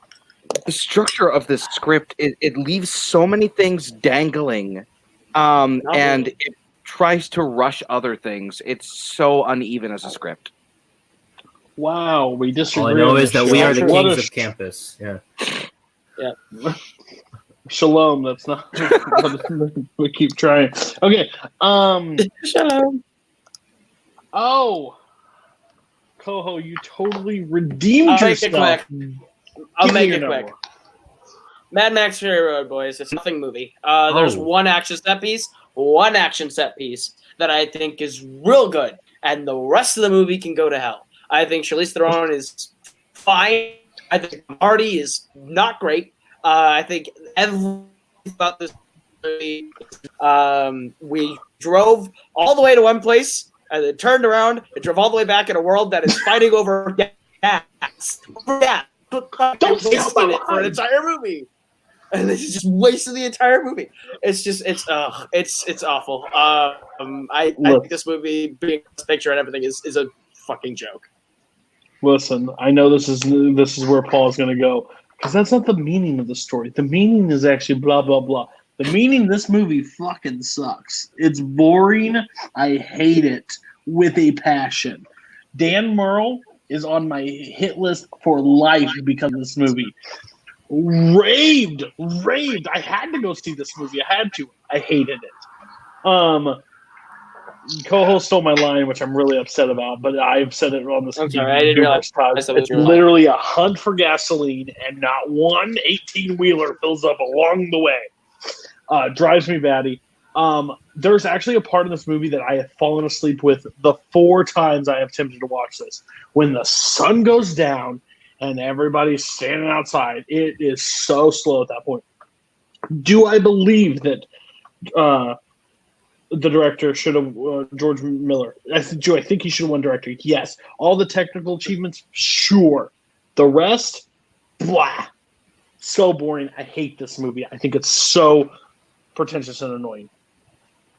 Best decade, not at all. Rotten Tomatoes, not at all. I think that's kind of a weird thing to be like, this movie's great technically, but the rest sucks. That's kind of like what the movie is. Like, it's not really that deep. It's not trying to be deep. It's just very surface level. It's just it's just a car chase, and that's what the movie is trying to accomplish, and it accomplishes that. Then continue chasing. This on Andrew's? This was on Andrew's list. Yeah. This is like. Is it? Oh, it was on Andrew's list. Andrew, please talk too. Sorry. Honestly, okay. I was having fun. I was enjoying watching that. I like this movie, actually. I do like this movie. However, the amount of articles I've seen place it in like the top 3, if not number 1 of the decade or the century, is insane. I like this movie, but it's nowhere near that good. As a visual medium, it's fantastic. The story it tells through its visuals is great. But there are moments where it is super slow, like the scene that you mentioned, Cody. I think some of the acting is good, but not great. While a good movie, it is nowhere near one of the best of the decade or the century. It is way overhyped for that. Yeah, I mean, I think that it's. Oh, sorry. I went into the movie. That's all I wanted. I went into the movie wanting 2 hours of insane, over-the-top action. But they stop it. They stop it. It's not 2 hours. It stops for 30 fucking minutes to return. It doesn't stop that long, because if you had actually stayed awake through the movie, you would know that there's action sequences in those dark moments as well. It's not just. So I'm sorry that you can't stay awake for longer than 40 minutes if there's not an explosion. But I'm just saying that I do get why people don't like. Some people don't like this movie. 100%. It worked for me. I saw it in the theater a couple times. I've seen it on Blu-ray a bunch of times. It looks amazing in 4K. I love watching the movie. I think it's fun. I went into it expecting one thing, and I walked out getting exactly what I wanted. So I like this movie. It's nowhere near my top 100 favorite movies or even 100 favorite movies of the decade, but I like the movie a lot and I enjoy watching it. I will agree with one thing. I think Tom Hardy's pretty bad in this movie, and I think George Miller had no idea what he was doing. That's why there was a ton of conflict on the set. Miller tried to fire him like twice. That didn't work out, I guess. I don't know. I don't know what his whole grunting bit is supposed to be, but I think that's like the biggest flaw of the movie, probably. Again, it's not one of my absolute favorites either. Like, it's maybe at the back half, maybe not even in the top 10 of my favorites of 2015. But I think it's a really good, really solid movie. I think it accomplishes everything it's trying to accomplish. And it's like, I think the reason that a lot of people seem to dislike it is because it's not this ambitious narrative thing, but it was never intended to be that. It just became held up in such high regard because people love how efficient it is at telling the type of story that it's trying to be. Like, it's not trying to be some deep treatise on like the human consciousness. It's just like people in a car chase. And that's kind of just what the movie is, and that is what it accomplishes. I think it's like, it's not shooting too high, but it hits its target. And I think that's okay. Like, it doesn't have to be super crazy deep. It doesn't have to have a great script. It's fine. It's efficient. Okay, well, finally, we've reached the end. One more number one. I will never do another 4-person panel, I don't think. My wife is upset. Probably. This one's going to make you upset, so it's equal. Here we go. Great. Number one, Paul. This is very much related to a movie that I have mentioned earlier. This is a recent 2018 film. This film is known by most people as Avengers Infinity War. This is one of those movies that I just kind of don't get why this is considered by everyone to be so goddamn good. As we see Tim walking away, he's not even going to listen to what I have to say, but that's okay.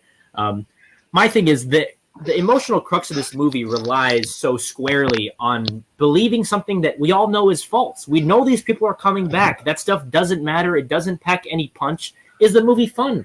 Sure. But if I had to count how many times I saw this as the number one or in someone's top 5 of 2018 is one of the best of the decade, I do not understand that one bit. I get loving Endgame. I don't love it, but I absolutely understand it. Infinity War, especially after having Endgame come out, I don't get at all. The conflict is so empty. It doesn't work. You just think about it for 2 seconds and shit just starts to fall apart. There are some cool moments. Sure, that's great. Thanos is like not some remarkable, amazing villain. Like, he's pretty scary, I guess. Kind of a weird, stupid plan. Like, that's fine. But overall, this is just like a fun Avengers hangout and not like one of the great movies of our time. Like, that doesn't make any sense to me at all. I missed the boat on this one entirely. I will stand by that. I think after Endgame, Infinity War loses steam for me. I just rewatched them both back to back. I'll use Tim's buzzword on 4K of both, and they were brilliant. But my only viewpoint is, I agree. The characters that you love are just coming back. So the emotional stake is completely taken out of that movie. I think that there are great moments, and I love the story because I have that many movies to come off of. But after watching it, I like Endgame better. And that was after back-to-back rewatch. So that's my viewpoint on that one. I know I'm going to be in the minority, but I will go to whoever wants to go. I'll start. I really like this movie a lot, actually. It's in my top 5 of the MCU.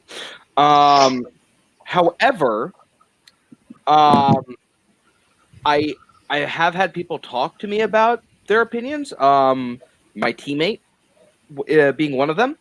And I get the argument. I personally really like the movie a lot. I like Thanos as a villain very, very much so. And I like a lot. I remember a lot of the scenes very fondly.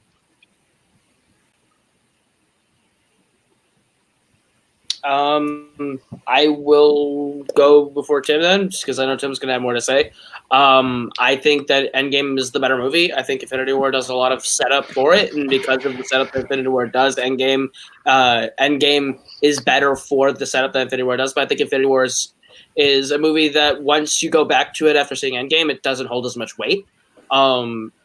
It's still a good movie. It's just I don't think it's maybe it's a little overrated, but I don't think it deserves to be on the 10 most overrated movies of the decade.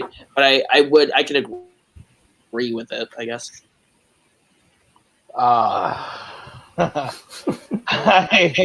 I just completely disagree altogether. Again, it doesn't. No, let me rephrase. It doesn't surprise me that this is Paul's most overrated movie of the decade. That doesn't surprise me. And I don't disagree with that because he had the first Avengers on here, so it makes complete and utter sense that he would have this movie on here. if we're gonna talk about the emotional weight of the ending, it goes to that argument of like oh, well, if you don't like the 2019 Aladdin movie, you can still have, or the 2019 Lion King movie, you still have the first one. And no matter what, if Endgame, and granted, Endgame did happen, but if Endgame had never happened, I'd still have that emotional ending. And even though in the theater I knew these characters were going to come back, it wasn't about that to me. It wasn't about, oh my God, these characters are dead, I'm so devastated. It was the fun of talking with your friends and the people around being like, how are they going to come back? Sitting there and knowing and thinking, like theorizing with people of how it was going to happen. That was all the fun to me about it. And now I think that Endgame actually enhances Infinity War because I sit there and I get excited about what I know is coming with it. In the same way that Fellowship of the Ring is my favorite of the original, or of the Lord of the Rings trilogy, and I can sit there and go, I know how this is going to be paid off, but this setup is amazing nonetheless. Like, just because the setup, like, that's why I like Infinity War.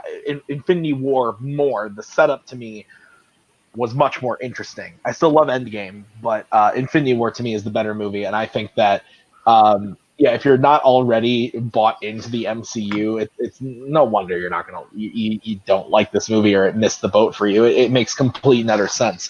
But for me, someone who has literally dedicated like a large portion of my life to these characters, this movie hits me every single time, even after seeing Endgame a bunch of times already. Infinity War still gets me every time. I love it. So, yeah. We're done. We've made it.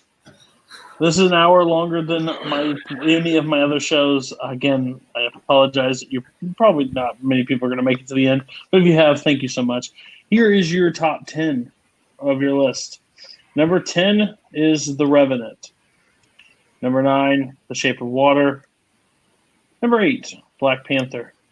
Cool. No, number 7, Infinity War. Ugh. Number 6, Pitch Perfect. Oof. I'm okay Number with that. 5, Hereditary. There we go. Number 4, Django Unchained. Oh, That's awful.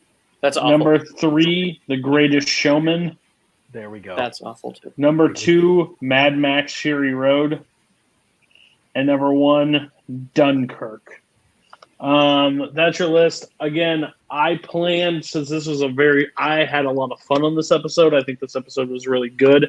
I think the person with the worst list is Kaleb Koho. So you definitely get last place. You had some really dong takes. Paul was second because, gosh, you put some really good ones in there that doesn't make sense. Tim and me see more eye to eye, so I would put Tim at the best and Andrew gets second. So I will be doing another one of these, which will probably be 2000 to 2009 Overrated. It will only be a 30-person panel because 4 is fun, but 4 gets too long. But again, I appreciate you guys all being on the show. We could have watched Infinity War in this length of We time. could have watched Infinity We War. could have jumped off a bridge. Similar experience. We could have watched. We could have watched the better one. We could have watched. Yeah, I was gonna say we could watch the better movie. Django Unchained. So, guys, like, comment, and subscribe. Again, if you want to be on my show and you see a topic, well, next week is rom-com. So if you want to be on that show, you need to send them in the list. I already have 2 confirmed people. I'm looking for 2 more. So please put your list down. Peace. Well, I have no